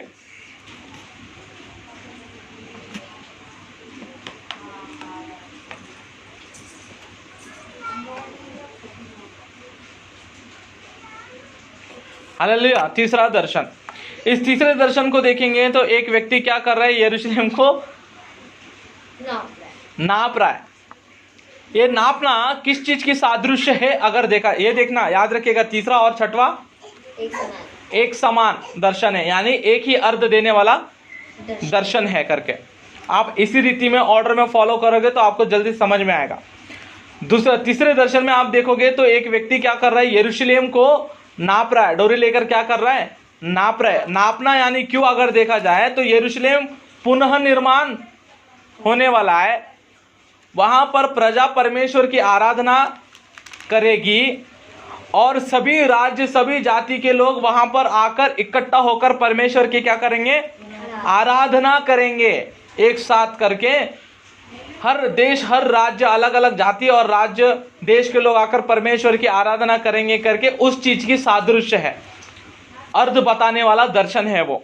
हालेलुया। लेकिन छठवां दर्शन को अगर देखेंगे तो उड़ने वाली एक पत्र या पुस्तक को आप देखेंगे, है ना। उड़ने वाले पत्र और पुस्तक के विषय में एक बार मैंने बताया था ऑलरेडी, है ना। जहां पर भी वो पुस्तक जा रहा है तो वहां पर क्या दिखाई दे रहा है, यानी क्या कर रहा है, वो दंड दे रहा है, शाप उन पर आ रहा है करके। हालेलुया। ये जो पुस्तक है नई यरूशलेम की चारों ओर क्या हो रही है, घूम रही है। क्यों घूम रही है, चोरों को, झूठों को, यानी झूठ बोलने वालों को, चोरों को क्या कर रही है, दंड दे रही है। क्या कर रही है, दंड दे रही है। हालेलुया। क्या कर रही है, दंड दे रही है। इसका अर्थ क्या है, अगर देखा जाए नया यरूशलेम जो है वचनों के द्वारा शुद्ध किया जाने वाला एक स्थान है, वचनों के द्वारा शुद्ध किया हुआ स्थान है। हालेलुया। यानी उसके चारों ओर क्या नहीं रहेगा, कोई भी झूठ बोलने वाले, चोरी करने वाले कोई नहीं रहेगा। वो पुस्तक क्या करेगा, सभी को दंड देगा, उन पर क्या लाएगा, शाप लाएगा। हालेलुया। वो क्या करेगा, पूरी रीति से क्या करेगा, शुद्ध करेगा। वो पुस्तक क्या करेगा, नए यरूशलेम के चारों ओर क्या करेगा, शुद्ध करेगा। वो शुद्ध करने वाला वो स्थान है नया यरूशलेम। वचन क्या करेगा, शुद्ध करने के लिए। दोनों में आपने क्या एक समान क्या देखा, यरूशलेम का पुनर्निर्माण और लोग आकर एक जगह पर निवास करके परमेश्वर की आराधना करेंगे, वहां पर पाप अपवित्रता नहीं रहेगा करके। हालेलुया। इतने दर्शन आपको समझ में आए क्या? समझ में आए इतना दर्शन? सादृश्य वहीं पर लिखा है, किस चीज का अर्थ बताता है करके। हालेलुया। उनको हम डेप्थ में और भी कभी देखेंगे, 8 दर्शन को बहुत ही डेप्थ में देखेंगे। We will go to the revelation directly वहां से। हालेलुया। उसके बाद देखेंगे चौथा और पांचवा दर्शन। ये चौथा और पांचवा दर्शन बहुत ही इंपॉर्टेंट है, इसलिए बहुत ही ध्यानपूर्वक सुनिएगा, ठीक है। चौथा और पांचवा दर्शन बहुत इंपॉर्टेंट है और बहुत ध्यानपूर्वक यहाँ पर सुनिएगा, ठीक है। चौथे दर्शन में महायाजक यहोशू को हम देखेंगे ना। ये चौथे दर्शन के विषय में, यानी महायाजक यहोशू के दर्शन के विषय में मार्च में 7 दिन की उपवास प्रार्थना में एक बार मैंने बताया था, वहाँ पर कई सारे पॉइंट्स को उठाकर बताया था, एक रहस्य मर्म को वहाँ से निकालकर आपके सामने लेकर आया था। हालेलुया। बट आज हम उतने विस्तार में बात नहीं करेंगे, उतने विस्तार में हम नहीं देखेंगे, बट वहाँ पर वो सादृश्य क्या है उन विषयों को एक बार पॉइंट आउट करेंगे। हालेलुया। यहाँ पर देखिएगा चौथे और पांचवें दर्शन में आप बंधुआई में से निकलकर आए हुए 2 लोग के विषय में आप पढ़ोगे, 2 व्यक्तियों के विषय में, मनुष्यों के विषय में पढ़ोगे। एक महायाजक यहोशू, तो दूसरा नायक, लीडर, नायकत्व जिसने निभाया था, लीडरशिप जिसने निभाया था, जेरुब्बाबेल को आप देखोगे। हालेलुया। महायाजक यहोशू के विषय में आप देखोगे, यहाँ पर महायाजक यहोशू इजरायलियों के पापों को धारण किया हुआ मनुष्य के रूप में आप देखोगे। महायाजक यहोशू को किस रूप में देख रहे हो? इजराइल के पापों को धारण किया हुआ यहोशू के रूप में आप देखोगे। यानी इजराइल के पाप को किस प्रकार से, मैले वस्त्र के रूप में आप देखोगे। यहोशू एक मैले वस्त्र और मैले मुकुट के रूप में वहां पर आपको शैतान बताता है, मैले वस्त्र पहने हुए यहोशू को। Hallelujah, hallelujah, hallelujah. लेकिन परमेश्वर क्या करता है, यहोवा क्या करता है, उस मैले वस्त्र को हटाकर शुद्ध पवित्र वस्त्रों को, शुद्ध वस्त्रों को और शुद्ध मुकुट को धारण करवाता है। हालेलुया। मैले वस्त्र इजरायलियों के पापों को दर्शा रहा है, तो ये नए वस्त्र किसे दर्शा रहा है? परमेश्वर की करुणा यानी अनुग्रह और क्षमा को दर्शाता है। हालेलुया, क्या करता है? क्षमा को दर्शाता है। हालेलुया। यहाँ पर एक और विषय भी आप देखोगे, यहोशू से परमेश्वर क्या कह रहा है। 3 अध्याय के 7वां और 8वां पद में हम जब पढ़ते हैं, 3 और 7वां पद में जब हम पढ़ते हैं, तो यहोशू से परमेश्वर कहता है, अगर यहोशू परमेश्वर के लिए विश्वसनीय होगा, यानी विश्वास योग्य होगा, विश्वसनीय होगा, और अगर प्रजा को चलाएगा, आगे तक प्रजा को चलाएगा, तो भविष्य में आने वाले मसीहा के चिन्ह के रूप में यहोशू को क्या करेगा? प्रकट करेगा, ठहराएगा करके। हालेलुया। क्या कह रहा है यहोशू से? अगर तुम परमेश्वर के लिए विश्वसनीय ठहरोगे और प्रजा को चलाओगे, यानी कब? बंधुआई से निकलने के बाद। बंधुआई से निकलने के बाद यहोशू के लिए क्या है ये दर्शन? अगर तुम परमेश्वर के लिए विश्वसनीय रहोगे, प्रजा को तुम चलाओगे, अगर तुम प्रजा के चलाओगे, तो आने वाले भविष्य में आने वाले मसीहा के चिन्ह के रूप में तुमको परमेश्वर क्या करेगा? प्रकट करेगा। उस महायाजक के रूप में तुमको क्या करेगा? प्रकट करेगा। चिन्ह के रूप में तुमको क्या करेगा? प्रकट करेगा करके। हालेलुया। लेकिन 5वां दर्शन में आएंगे। आज मैं आपको जरुब्बाबिल के विषय में भी कुछ बातों को बताऊंगा। आपको याद होना चाहिए, इज़रा और नेहम्याह का रिकॉर्डिंग आपके पास होगा। इज़रा और नेहम्याह के रिकॉर्डिंग्स आपके पास होगा। तो इज़रा और नेहम्याह को बताते वक्त मैंने आपसे एक विषय के विषय में आपसे मैंने प्रॉमिस किया था। क्या किया था? जकरिया की पुस्तक को मैं जब बताऊंगा तब मैं जरुब्बाबिल के विषय में आपको और भी थोड़ा जानकारी दूंगा, जरुब्बाबिल के विषय में। तो उसको मैं आज पूरा करूंगा, ठीक है? उस विषय को मैं आज पूरा करूंगा।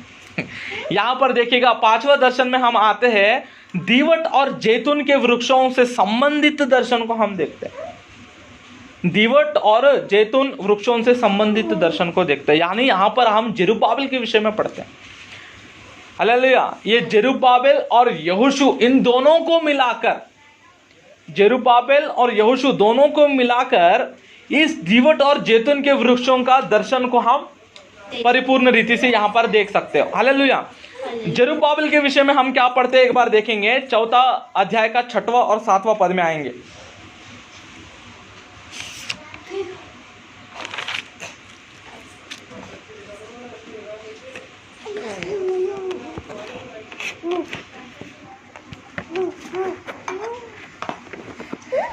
चौथा अध्याय का 6वां और 7वां पद को पढ़ेंगे तो यहाँ पर क्या लिखा है देखना। जब उसने मुझे उत्तर देकर कहा, जरुब्बाबिल के लिए यहोवा का यह वचन है, ना तो बल से और ना शक्ति से ए बाबो, परंतु मेरी आत्मा के द्वारा होगा, मुझ सेनाओं के यहोवा का यही वचन है। यहाँ पर देखना, 4 अध्याय का 6वां और 7वां पद देखना। ना तो बल से, ये जरुब्बाबिल के लिए, ना तो बल से और ना शक्ति से, परंतु मेरी आत्मा के द्वारा होगा, मुझ सेनाओं के यहोवा का यही वचन है। हे बड़े पहाड़, तू क्या है? जरुब्बाबिल के सामने तू मैदान हो जाएगा, और वह चोटी का पत्थर यह पुकारते हुए आएगा, उस पर अनुग्रह हो, अनुग्रह हो। हालेलुया। यहाँ पर देखिएगा, जरुब्बाबिल के बीच में, यानी जरुब्बाबिल के काम को नुकसान पहुंचाने के लिए, जरुब्बाबिल के बीच में, जरुब्बाबिल के कार्य के बीच में एक पहाड़ आकर क्या कर रहा है? डिस्टर्ब कर रहा है। एक पहाड़ आके क्या कर रहा है? अड़चन बन रहा है। हालेलुया। यहाँ पर देखना, यहाँ पर जरुब्बाबिल के विषय में देखना, जरुब्बाबिल से कह रहा है, ना तो बल से ना तो शक्ति से, मेरे आत्मा के द्वारा क्या होगा? हाँ, वो पहाड़ टल जाएगा। उस पहाड़ को क्या करना है? हटाना है। एक पहाड़ है जो जरुब्बाबिल के कार्य के बीच में आ रहा है। हालेलुया। ये जरुब्बाबिल कौन है? जरुब्बाबिल का कार्य क्या है? ध्यानपूर्वक सुनिएगा। जरुब्बाबिल कौन है? जरुब्बाबिल का कार्य क्या है और ये पहाड़ क्या है? अगर देखने से पहले जरुब्बाबिल के नाम का अर्थ आपको पता चलना चाहिए। हाँ, जरुब्बाबिल के नाम का क्या पता चलना चाहिए? अर्थ पता चलना चाहिए। हालेलुया। उस विषय को एक बार देखेंगे। जरुब्बाबिल के नाम का अर्थ क्या है? बंधुआई में पैदा होने वाला। बंधुआई में, यानी किसके बंधुआई में? बाबिल के बंधुआई में। जरुब्बाबिल के विषय में, ये इस अर्थ के विषय में पर्टिकुलरली बाइबल में लिखा गया है। देखिएगा, न्यायों की पुस्तक 6वीं अध्याय, न्यायों की पुस्तक 6वीं अध्याय का 32 पद, 6वीं अध्याय का 32 पद। इसलिए उस दिन गिदोन का नाम यह कहकर यरुब्बाल रखा गया। क्या लिखा गया है? यरुब्बाल, 6वीं अध्याय का 32 पद, न्यायियों की पुस्तक। इसलिए उस दिन गिदोन का नाम यह कहकर यरुब्बाल रखा गया कि इसने जो बाल की वेदी गिराई है, तो इस पर बाल आप वाद विवाद कर ले। बाल आप ही क्या करे?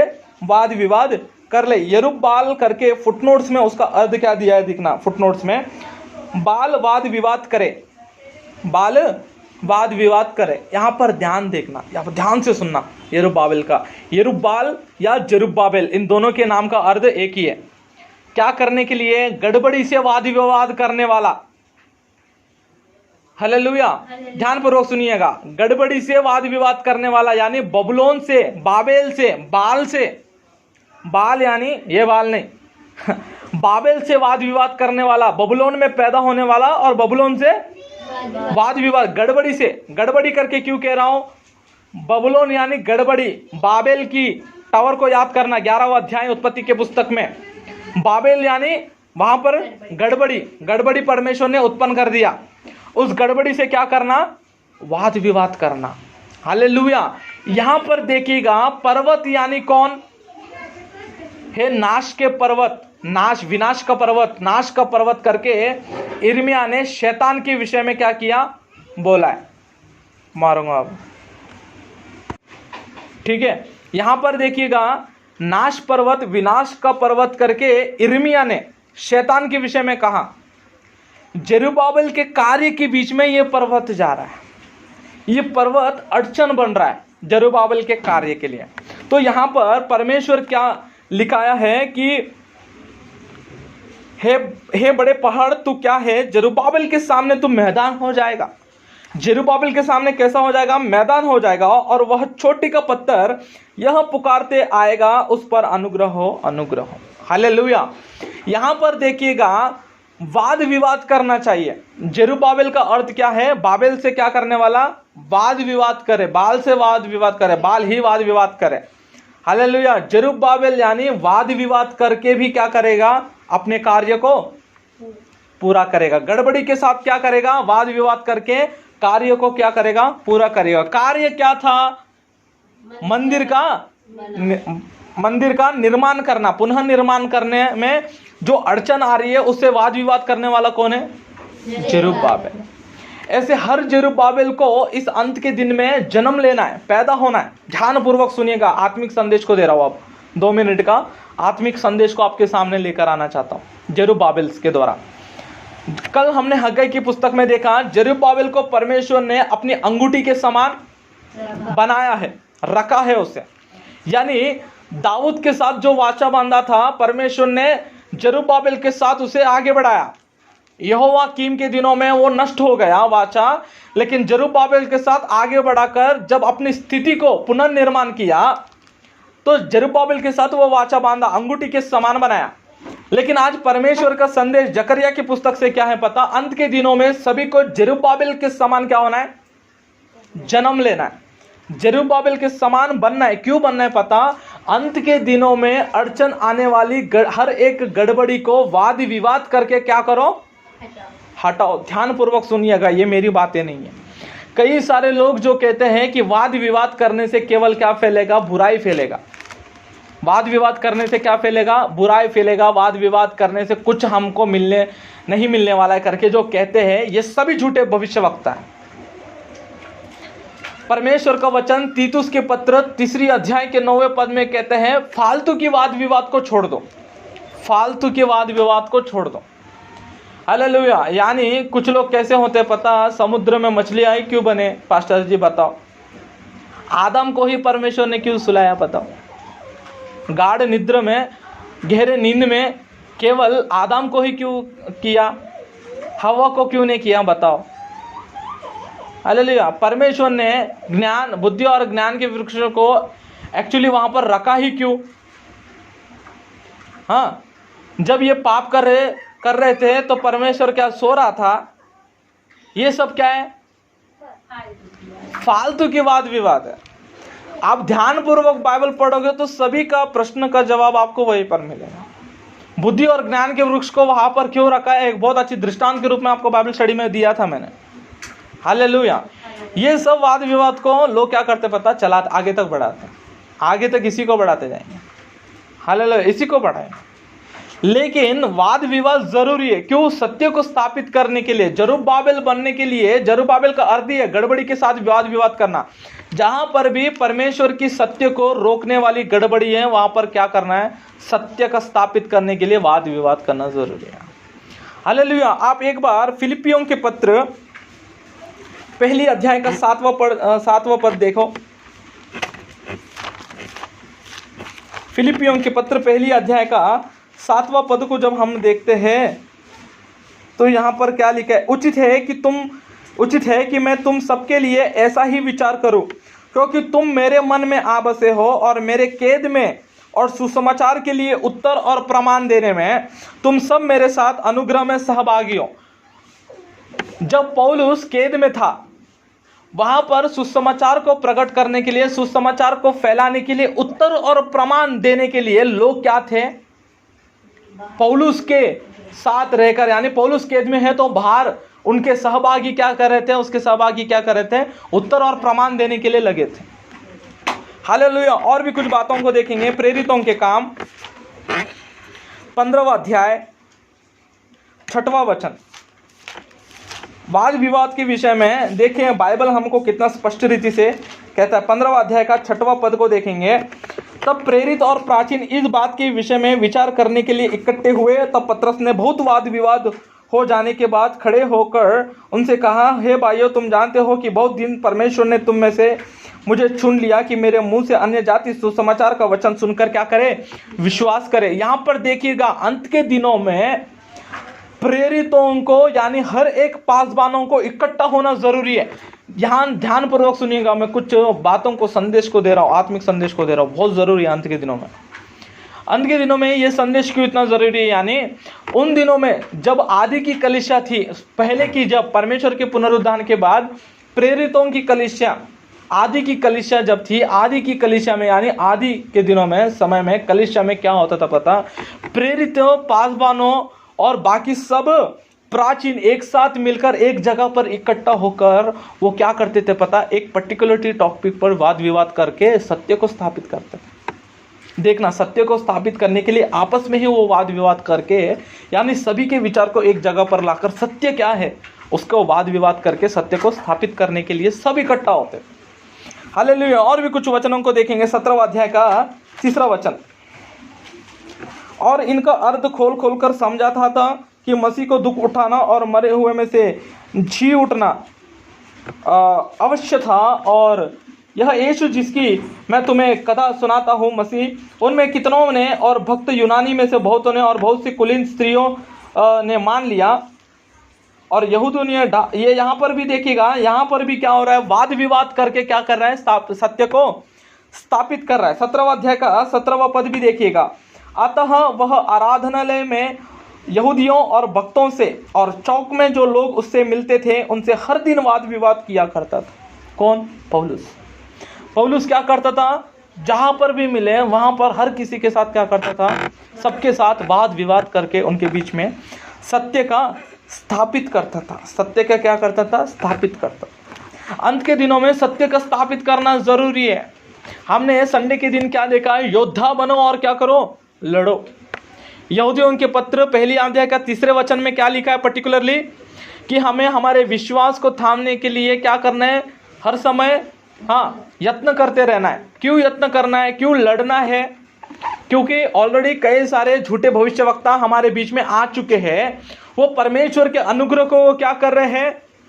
बुरी चाल चलन की ओर, यानी दुष्ट के प्रचार के लिए परमेश्वर के अनुग्रह को क्या कर रहे हैं? वो इस्तेमाल कर रहे हैं। परमेश्वर के अनुग्रह के संदेश को अलग दिशा में वो ले जा रहे हैं। ऐसे झूठे भविष्यवक्ता, झूठे उपदेश को रोकने के लिए, सत्य को स्थापित करने के लिए तुम यत्न करो, लड़ो, वाद विवाद करो। वो वाद विवाद करने वाला ही कौन है? जरुब्बाबिल। आया आपको समझ में क्यों इतना जरूरी है ना? मैं ऐसा कह रहा हूं तो लोग कहते हैं वाद विवाद करना जरूरी नहीं है, लेकिन ये मैंने कहता हूं अंत की तैयारी के लिए ये जरूरी है, महत्वपूर्ण है करके हमको बाइबल ही बता रहा है। हालेलुया। Hallelujah hallelujah. उसी रीति से ये दोनों के विषय में क्या लिखा है पता, 14वां पद को देखेंगे। 14 अध्याय के जकरिया की पुस्तक 14 अध्याय का 14वां पद, चैप्टर 4 वर्स 14। तब उसने कहा इनका अर्थ क्या है, ताजे तेल से। इनका अर्थ क्या है, इनका अर्थ क्या देखिएगा, इनका अर्थ ताजे तेल से भरे हुए दो पुरुष हैं जो सारी पृथ्वी के परमेश्वर के पास हाजिर रहते हैं। हालेलुया। ये दो पुरुष, ये जो दीवट और जैतून वृक्ष है, दीवट यानी कलीसिया, जैतून वृक्ष यानी ये दोनों, जैतून वृक्ष यानी अभिषेक का तेल, अभिषेक से भरे हुए वो तेल। जैतून वृक्ष किसके काम आता है, अभिषेक, तेल का अभिषेक करने के लिए। हालेलुया। ये दोनों पुरुष कौन है, ये दोनं पुरुष क्या कर रहे हैं, यहाँ पर सारी पृथ्वी के परमेश्वर के पास हाजिर रहते हैं। ये दोनों पुरुष यानी ये जैतून वृक्ष जो दो अभिषेक किए गए ये दो जो पुरुष है, ये क्या कर रहे पता, दीवटों में तेल डालते हैं ना, ये तेल के इस्तेमाल में हो रहे, तेल के समान इस्तेमाल हो रहे, यानी कलीसिया में, दीवट यानी कलीसिया में ये दोनों क्या कर रहे हैं, बहुत ही बड़ा रिवाइवल को लेकर आ रहे हैं। इस संदर्भ को, इस वचन को इस संदर्भ में देखा जाए तो जरुब्बाबेल और यहोशू क्या कर रहे पता, प्रजा में रिवाइवल लेकर आ रहे हैं। आया आपको समझ में? जरुब्बाबेल और यहोशू क्या कर रहे हैं, प्रजा में एक रिवाइवल को लेकर आ रहे। क्यों? मंदिर का पुनर्निर्माण करने के लिए, मंदिर का पुनर्निर्माण करने के लिए, मंदिर का पुनर्निर्माण करने के लिए राजनीति की सोच या अपना बल या अपनी शक्ति से इनके पास कुछ नहीं होने वाला है। इनको आगे बढ़ाने के लिए, पुनर्निर्माण करने के लिए परमेश्वर इनसे कहता है ना तो बल से ना तो शक्ति से, परंतु मेरी आत्मा के द्वारा तुम क्या करो, आगे बढ़ो। मेरी आत्मा के द्वारा तुम क्या करो, आगे चलो करके यहाँ पर यहोशू और जेरुब्बाबेल से एक संदेश दिया जा रहा है। हालेलुया। इसी दीवट और जैतून वृक्ष के विषय में आप कहाँ पर पढ़ोगे, प्रकाशित वाक्य 11वां अध्याय में। ये दो गवाही आएंगे, ये दो दीवट यानी दीवट और जैतून वृक्ष के समान वहां पर भी वो दिखाई देंगे। वो क्या कर रहे हैं, यहाँ पर जेरुब्बाबेल और यहोशू प्रजा में रिवाइवल को लेकर आ रहे हैं।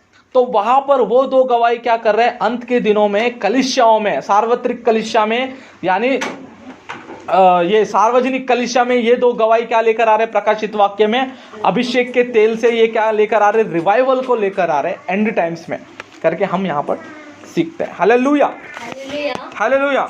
उसके बाद देखेंगे यहाँ पर 6वीं अध्याय में 9 से लेकर 15, 6वीं अध्याय में 9 से लेकर 15 में एक और दर्शन को आप देखोगे। इन दर्शनों का अंत होता है।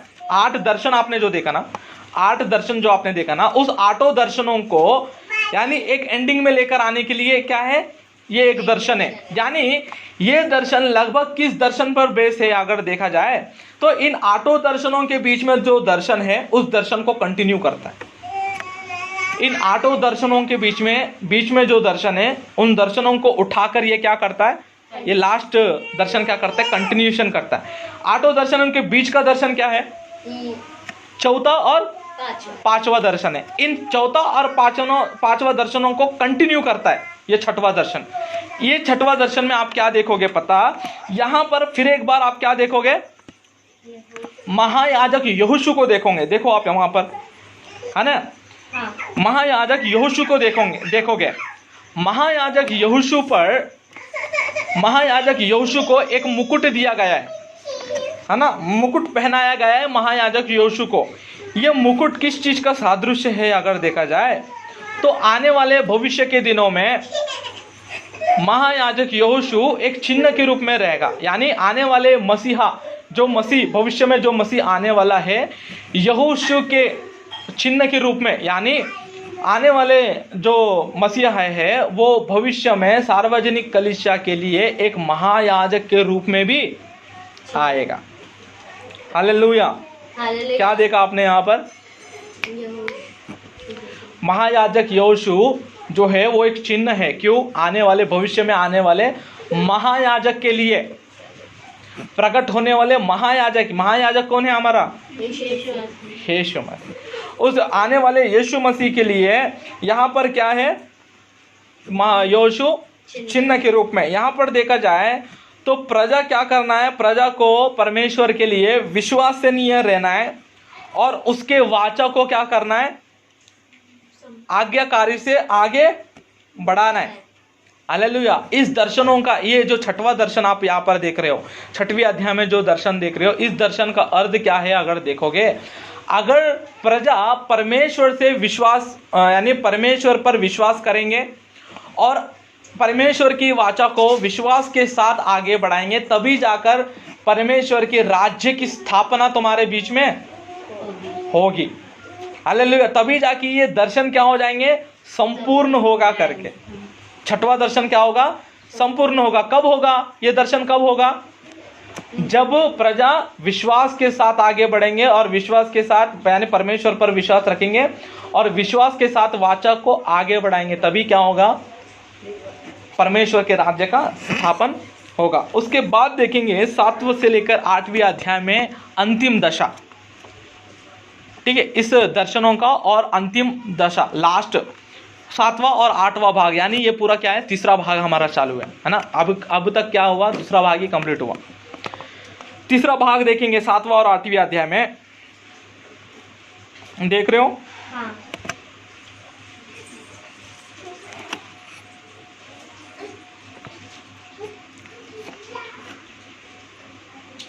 हालेलुया। यहां पर आप क्या देखोगे, यहां पर जकरिया के पास 7वां और 8वां अध्याय में आप क्या देखोगे, जकरिया के पास कुछ लोग आकर, कुछ प्रधान बूढ़े कुछ प्रधान लोग आकर क्या कर रहे हैं, विलाप कर रहे हैं। हालेलुया। क्या कर रहे हैं, विलाप कर रहे हैं। विलाप करके यहोशू से पूछ रहे, हालेलुया, विलाप कर रहे। क्यों विलाप कर रहे हैं कि 500 साल पहले सुलेमान राजा के दिनों में यरूशलेम के मंदिर में जो परमेश्वर का वैभव था, महिमा की स्थिति था, वो अब नहीं दिखाई दे रहा है, इसलिए वो विलाप कर रहा है। तो जकरिया के पास वे आकर पूछ रहे, क्या भैया हमारे विलाप का अंतिम दशा कब आएगा, क्या यही वो दशा है कि जहां पर हमारा विलाप अंत हो जाएगा, क्या यही वो दशा है, क्या यही वो समय है जहां पर परमेश्वर के राज्य की स्थापना होने वाली है, क्या परमेश्वर का राज्य अब आने वाला है क्या, करके ये क्या कर रहे हैं, आकर पूछ रहे जकरिया से। तो जकरिया जवाब क्या दे रहा है पता, जकरिया वहां पर उनको जवाब के रूप में यह बता रहा है कि एक बार याद करो कि तुम्हारे पुरखाओं ने, पहले इजरायलियों ने, पुरखाओं ने किस प्रकार से परमेश्वर की वाचा के विरुद्ध में ये गए। उनके विरुद्ध में जाने से ही तुम क्या हो गए, बंधुआई में चले गए। हालेलुया। तुम बंधुआई में चले गए। हालेलुया। लेकिन तुमको परमेश्वर के राज्य की स्थापना होना है तो तुमको क्या करना है, उसके धर्म को यानी उसके धार्मिकता को और उसके न्याय को क्या करना है, ढूंढना है। परमेश्वर को धर्म और न्याय को क्या करना, परमेश्वर की धार्मिकता को, न्याय को क्या करना है, तुमको सही क्रमांक से ढूंढना है। उसके वाचा पर क्या करना है, विश्वास करना है। और जब तुम उस वाचा के विश्वास रखे उसमें स्थिर रहोगे, तभी जाकर तुम क्या पाओगे, परमेश्वर के राज्य को तुम देख पाओगे। मसीह के राज्य के स्थापन को तुम क्या करोगे, देख पाओगे। यहाँ पर एक्चुअली जकरिया के पास ये आकर पूछ क्या रहे, हमारे क्या विलाप का अंतिम दशा आ गई है, क्या परमेश्वर के राज्य के स्थापन को क्या हम देख पाएंगे, अभी हम परमेश्वर के राज्य को क्या देख पाएंगे करके। लेकिन यहाँ पर जकरिया पर्टिकुलरली इनसे कहना क्या चाहता है पता, वो किसके हाथ में है, परमेश्वर को। नहीं, परमेश्वर के राज्य की स्थापना को यानी परमेश्वर के राज्य के दिन को देखना किसके हाथ में, एक्चुअली तुम्हारे हाथ में। कैसे, अगर तुम पुरखाओं की तरह, तुम्हारे इजरायली पुरखाओं की तरह अगर तुम फिर से विरोध करोगे, पाप करोगे, अधर्मिकता के साथ, हालेलुया, अन्याय के साथ तुम आगे बढ़ोगे तो तुम कभी देख नहीं पाओगे। लेकिन तुम परमेश्वर को न्याय के साथ, सत्य के साथ खोज में रहोगे, उसके वाचा पर विश्वास करोगे और उस पर स्थिर रहोगे, तो तुम परमेश्वर की राज्य की स्थापना को देख पाओगे, अवश्य तुम उसे देख पाओगे करके उनको जवाब देता है। हालेलुया। इतना क्या था, हमारा 1 से लेकर 8वां अध्याय तक का स्टोरी था, 8वां अध्याय तक का था। इसके बाद 9 से लेकर 14 टोटल डिफरेंट, 9 से लेकर 14 तक क्या है, टोटल डिफरेंट है। 9 से लेकर 14 तक जो एक अलग पार्ट है, उसके देखना 1 से लेकर 8 और 9 से लेकर 14 के बीच में कोई संबंध नहीं है। 1 से लेकर 8वीं अध्याय तक के जो भाग है उसमें और 9 से लेकर 14 अध्याय तक की जो भाग है उसमें कोई संबंध नहीं है। ये टोटल डिफरेंट है, अलग अलग विषय को, जिस प्रकार से हम दानिएल की पुस्तक में देखते हैं। हालेलुया। लेकिन हम यहाँ पर 2 भाग में देखेंगे इनमें से। एक क्या है, चौथा भाग क्या है 9 से लेकर 11, और 5वां भाग क्या है 12 से लेकर 14। तो यहाँ पर 9 से लेकर 10वां पद में हम क्या देखेंगे, 9 से लेकर 10वीं अध्याय में तक क्या देखेंगे, आने वाला परमेश्वर दीनता से, यानी नम्रता, दीनता से आने वाला, दीन रहकर आने वाला मसीहा को हम यहाँ पर देखेंगे। जो मसीह यहाँ पर एक गधे पर बैठकर आने वाले परमेश्वर को, मैं यही पूछ रहा था आपसे, यहाँ पर फेमस प्रोफेसी को आप क्या देखोगे, 9वां अध्याय का 9वां वचन में आप देखोगे, 9वां अध्याय का 9वां वचन में आप देखोगे, जो हम हर साल पाम संडे के दिन पढ़ते हैं। क्या है वो, हे सियोन बहुत ही मगन हो, हे यरूशलेम जय जयकार कर, क्योंकि तेरा राजा तेरे पास आएगा, वह धर्मी और उद्धार पाया हुआ है, वह दीन है और गधे पर वरन गधी के बच्चे पर चढ़ा हुआ आएगा। मैं प्रेम के रथ और यरूशलेम के घोड़े को नष्ट करूंगा और युद्ध के धनुष तोड़ डाले जाएंगे, और वह जाति जाति से शांति की बातें कहेगा। वह समुद्र के समुद्र और महानद से पृथ्वी के दूर दूर के देशों तक क्या करेगा, प्रभुता करेगा। यहाँ पर आप क्या देखोगे, एक दीन को धारण किया हुआ परमेश्वर आने वाले मसीहा के विषय में हम यहाँ पर पढ़ेंगे, जो कि आज के दिन में अगर हम कहें तो वो भविष्यवाणी क्या हो चुकी है, पूरी हो चुकी है। हालेलुया। और वहां पर परमेश्वर क्या करेगा, वहां से यानी उस यरूशलेम से परमेश्वर क्या करेगा, राज्य की स्थापना शुरुआत करेगा। हालेलुया।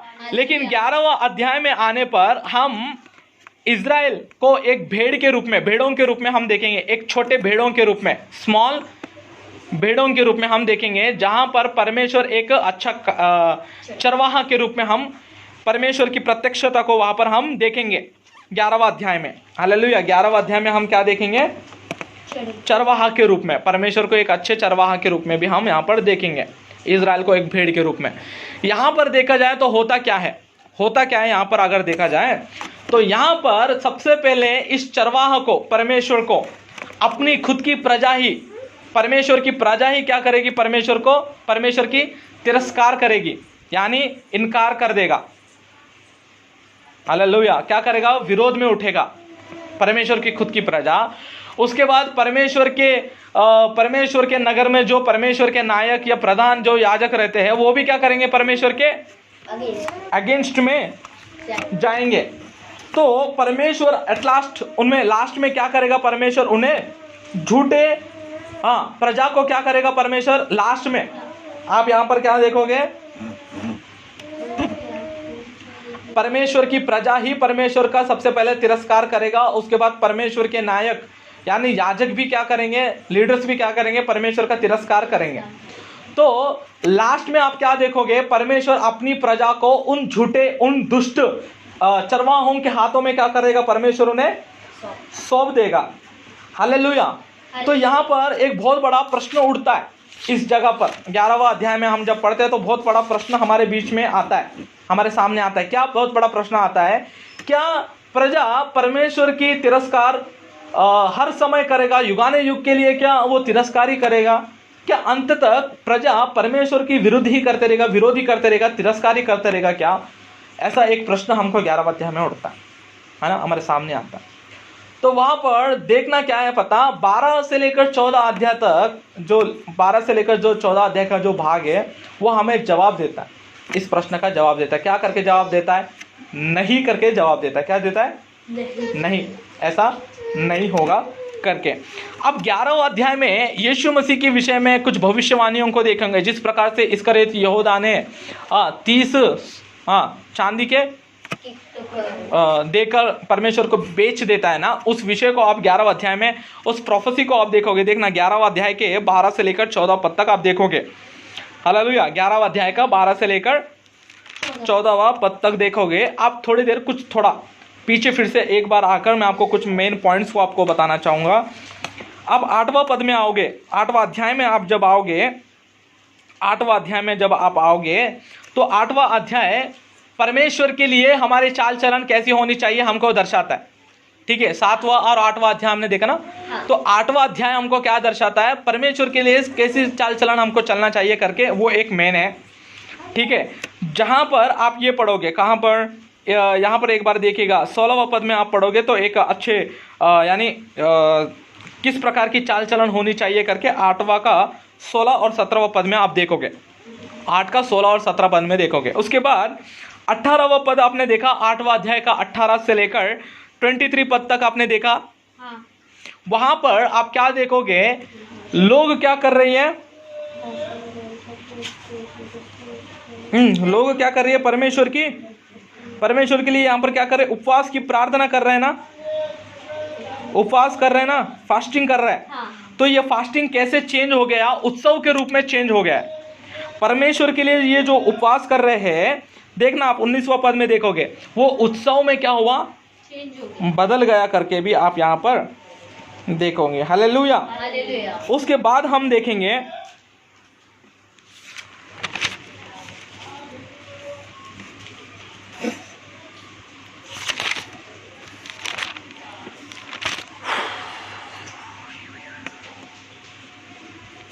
उसके बाद 9वां पद में, 9वां अध्याय तो हो गया ना। उसके बाद देखिएगा यहाँ पर 11वां अध्याय में आने पर हम क्या देखेंगे, यहाँ पर चरवाहा के रूप में हमने देखा। उसके बाद 16 से लेकर 11वां अध्याय का 16 से लेकर 17वां पद तक आप देखोगे तो यीशु मसीह के विषय में है वो सब। देखना 16वां पद में क्या लिखा है, 11वां अध्याय का 16वां पद में देखना क्या लिखा है, क्योंकि मैं इस देश में एक ऐसा चरवाहा ठहराऊंगा जो खोई हुई को ना ढूंढेगा, न तितर बितर को इकट्ठी करेगा, न घायलों को चंगा करेगा, न जो भली चंगी है उनका पालन पोषण करेगा, बड़े मोटियों का मांस खाएगा और उन्हें उनके खुरों को फाड़ डालेगा। हाय उस नकम्मे चरवाहे पर जो भेड़ बकरियों को छोड़ जाता है, उसकी बाह और दाहिनी आंख दोनों पर तलवार लगेगी, तब उसकी बाह सूख जाएगी और उसकी दाहिनी आंख फूट जाएगी। हालेलुया। ये भयंकर न्याय के विषय में है। हालेलुया। उसके बाद और भी कुछ विषयों को देखना है। यहाँ पर 12वां अध्याय में आप आओगे, 12वां अध्याय में आप जब आओगे, यहाँ पर भविष्य में आने वाली परमेश्वर के राज्य के विषय में एक अच्छे चित्र को हम यहाँ पर देख सकते हैं। भविष्य में आने वाले मसीहा के राज्य के स्थापन के विषय में एक अच्छे चित्र को हम यहाँ पर देख सकते हैं। यहाँ पर हम नए यरूशलेम के विषय में भी हम पढ़ते हैं। हालेलुया। यहाँ पर जब हम यरूशलेम के विषय में पढ़ते हैं तो एट लास्ट में हम क्या देखते हैं कि परमेश्वर अपने न्याय से इस पूरे सारे यानी इस पूरे पृथ्वी में, इस पूरी सृष्टि में जो भी दुष्टता है उसे क्या करेगा, हटा देगा। नए यरूशलेम में रहकर नए यरूशलेम से परमेश्वर क्या करेगा, अपने न्याय को प्रकट करेगा। अपने न्याय को प्रकट से कैसा करेगा कि पूरे सारी सृष्टि में या सारे पृथ्वी में जितने भी दुष्टता है परमेश्वर उसे क्या करेगा, हटा देगा, नष्ट कर देगा करके यहाँ पर इस भाग में हम पढ़ सकते हैं, जो कि हम योवेल की पुस्तक 3 अध्याय में और एहेजकेल की पुस्तक 38 और 39 अध्याय में भी पढ़ सकते हैं। यानी युद्ध करके परमेश्वर क्या करेगा, न्याय करके क्या करेगा, दुष्टता को क्या करेगा, हटा देगा करके। उस समय लोग क्या करेंगे पता, विलाप करेंगे।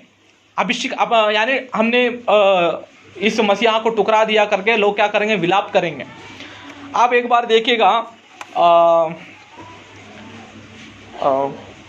12वां अध्याय का 10वां पद एक बार देखेंगे। मैं दाऊद के घराने और यरूशलेम के निवासियों पर अपना अनुग्रह करने वाली और प्रार्थना सिखाने वाली आत्मा उंडेलूंगा, तब वे मुझे ताकेंगे, अर्थात जिसे उन्होंने भेदा है, और उसके लिए ऐसा रोएंगे जैसे एक लौते पुत्र के लिए रोते पीटते हैं, और ऐसा भारी शोक करेंगे जैसे पहलौटे के लिए करते हैं। हालेलुया। जैसे क्या करते हैं, पहलौटे के लिए करते हैं। हालेलुया। यहाँ पर क्या करेगा परमेश्वर पता, पश्चाताप करने के लिए परमेश्वर उन पर क्या करेगा, अनुग्रह करेगा, आत्मा बरसाएगा उन पर। हालेलुया। आपको याद रखने वाली बात क्या है पता, योवेल की पुस्तक में जो भविष्यवाणी लिखा था ना, अंत के दिनों में मैं क्या करूंगा, आत्मा को उंडेलूंगा करके लिखा था ना, उसका आधा प्रोफेसी कहाँ हो चुका करके मैंने बताया था, पेंतिकोस्त के दिन उसका आधा प्रोफेसी हो चुका है। आधा प्रोफेसी वहां पर हो चुका है, उसका टोटल फुल प्रोफेसी कब होगा? अंत के दिनों में होगा। उसी को मैंने किस रूप में बताया था? बरसात के रूप में, आत्मा की बरसात होगी। पहला बरसात पेंतिकोस्त के दिन में हुआ, तो दूसरी बरसात अंत के दिनों में होगी। ये दोनों को मिलाकर योएल की प्रोफेसी कंप्लीट होती है करके मैंने आपको बताया था। उसी रीति से यहाँ पर देखा तो आत्मा की बरसात यहाँ पर होगी। परमेश्वर अपनी आत्मा को बरसाएगा, वो विलाप करेंगे। हालेलुया। उसके बाद 13वां अध्याय में हम जब आते हैं तो 13वां अध्याय में हम क्या देखते हैं? देखना एक बार 6वां पद में देखेंगे तो यीशु मसीह के बहुत सुंदर वचन है 13वां अध्याय में। 13वां अध्याय का 6वां पद। तब उससे यह पूछा जाएगा, तेरी छाती में ये घाव कैसे हुए? तब वह कहेगा, ये वह ही है जो मेरे प्रेमियों के घर में मुझे लगे। हालेलुया। ये बहुत ही सुंदर वचन है। उसके बाद देखिएगा आप 8 से लेकर 9वां पद तक देखोगे ना, 13वां अध्याय के 8 से लेकर 9वां पद तक देखना आप रैप्चर से पहले और रैप्चर के विषय में संदर्भ को आप वहां पर देखोगे, जहां पर परमेश्वर क्या कहता है एक बार देखेंगे। 13वां अध्याय के 8 से लेकर 9। यहोवा की यह वाणी है कि इस देश के सारे निवासियों की 2/3 मार डाली जाएगी और बची हुई 1/3 उसमें बनी रहेगी। उस 1/3 को मैं आग में डालकर ऐसा निर्मल करूंगा। याद ध्यानपूर्वक सुनिएगा। आप पत्रस के पहले पत्र पहली अध्याय के 7वां पद को आप एक बार याद करिएगा। उस 1/3 को मैं आग में डालकर ऐसा निर्मल करूंगा जैसा रूपा निर्मल किया जाता है, और ऐसा छांजूंगा जैसा सोना जांचा जाता है। वे मुझसे प्रार्थना किया करेंगे और मैं उनकी सुनूंगा। मैं उनके विषय में कहूंगा, ये मेरी प्रजा है, और वे मेरे विषय में कहेंगे, यहोवा हमारा परमेश्वर है। ये क्या है? रैप्चर का संदर्भ है। रैप्चर से पहले मैं आग में डालकर उन्हें क्या करूंगा? परीक्षा करूंगा ना। आग में डालने पर परमेश्वर परीक्षा करेगा वो शेष प्रजा से। उस शेष प्रजा को परमेश्वर के लिए वो क्या करेंगे? विलाप करेंगे, रोएंगे। परमेश्वर कब आपकी आगमन होगा करके प्रकाशित वाक्य आप पढ़ोगे तो आपको ध्यानपूर्वक समझ में आएगा ना। लोग क्या कर रहे थे? रो रहे थे, परमेश्वर आपका आगमन कब होगा? शुलेमीन क्या कर रही है? परमेश्वर अब आजा, हे मेरे प्रिय क्या कर, अब आजा, आकर मुझे ले जा, हम गांव में बसेंगे। हालेलुया। और वहां पर क्या लिखा है? प्रेमी ने अपना प्रिय के, यानी प्रेमी ने अपने प्रिय की आवाज को भी सुन लिया। परमेश्वर ने शुलेमीन की आवाज को सुन लिया और अपने साथ ले गया। उस संदर्भ को यहाँ पर आप देखिएगा। 3.5 की महाक्लेश के समय में जब परमेश्वर के लिए जब लोग रोएंगे, छाती पीटेंगे, रोएंगे, जब वो परमेश्वर उनकी आवाज को सुनेगा, उनकी प्रार्थना को सुनेगा, और परमेश्वर उन्हें अपने साथ लेकर जाकर कहेगा कि ये मेरी प्रजा है, और ये क्या करेंगे वहां पर? ये हमारा परमेश्वर है। जय जयकार करेंगे, गीत गाएंगे। 1,44,000 के संदर्भ को आप याद रखिएगा। हमारे बड़े उद्धार के लिए परमेश्वर की वो क्या कर रहे थे? जय जयकार कर रहे थे, गीत गा रहे थे, उस संदर्भ को। हालेलुया।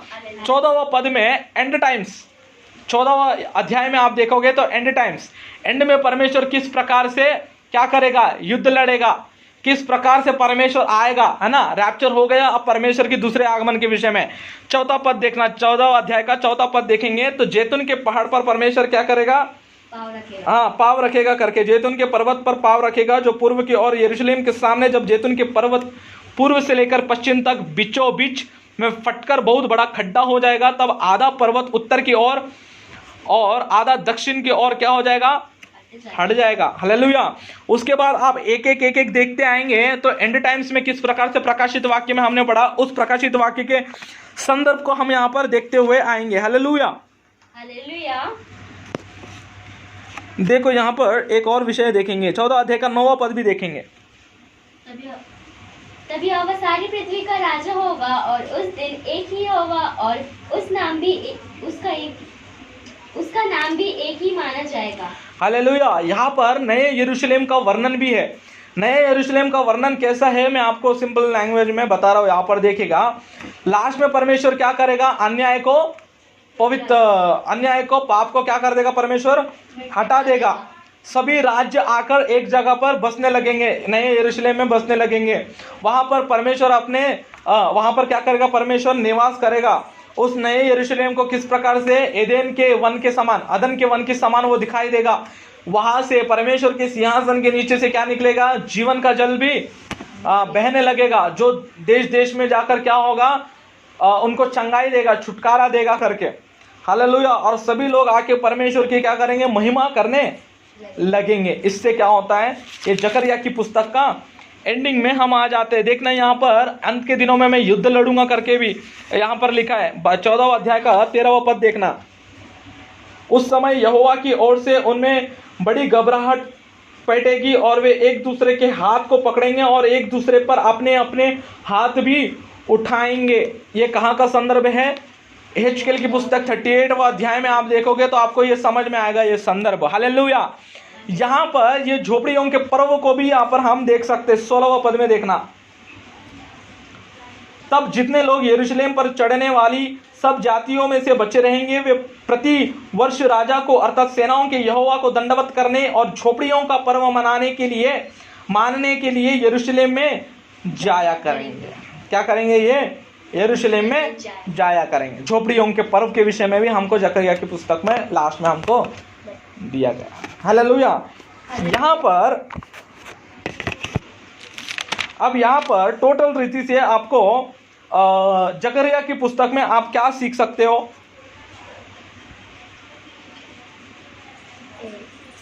हाँ, 3 विषय को आप बहुत ही क्लियरली जकरिया की पुस्तक से आप सीख सकते हो। 3 विषय को मेन रीति से क्या सीख सकते हो, परमेश्वर की वाचा पर विश्वास रखना, उस वाचा में स्थिर रहकर आगे बढ़ना। हालेलुया। दूसरा आप क्या देखोगे, देखो दूसरा आप क्या देखोगे, बड़े ही मुश्किल परिस्थिति आपके सामने है, बड़ी ही कठिन परिस्थिति आपके सामने आए, हर परिस्थितियों को आपको क्या करना है, हर परिस्थितियों में से आपको परमेश्वर के साथ रहकर आगे बढ़ते हुए उस जीवित आशा की ओर देखते हुए ही तुमको क्या करना है, आगे बढ़ना है। पहला क्या है, परमेश्वर की वाचा पर विश्वास करके, उसके बाद परमेश्वर पर विश्वास रख के, वाचा पर विश्वास रख के परमेश्वर की वाचा में स्थिर रहकर आगे बढ़ना। दूसरा क्या है, परमेश्वर की ओर देख। बड़े ही कठिन परिस्थितियां हमारे जीवन में आए, यानी महाक्लेश के समय, बड़े ही क्लेश जैसे समय, गंदी परिस्थिति हमारे सामने आए, बुरी परिस्थिति हमारे सामने आए, क्लेश, फिर भी हमें परमेश्वर की ओर देखकर यानी हमारी जीवित आशा की ओर देखकर हमको क्या करना है, आगे बढ़ना है। हालेलुया। इन सब चीजों के लिए आगे बढ़ने के लिए प्रेजेंट सिचुएशन में आपको विश्वास के साथ आगे बढ़ना है। तीसरा क्या है, प्रेजेंट सिचुएशन में आपको विश्वास के साथ, वर्तमान की परिस्थिति में आपको पहले क्या करना है, विश्वास के साथ आगे बढ़ना है। ये 3 जब आपके जीवन में रहेगा तभी आप परमेश्वर के राज्य की स्थापना को देख पाओगे करके जकरिया हमको बताता है। हालेलुया। ये जकरिया की पुस्तक का सारांश है। हालेलुया। हालेलुया। आइए हम सब प्रार्थना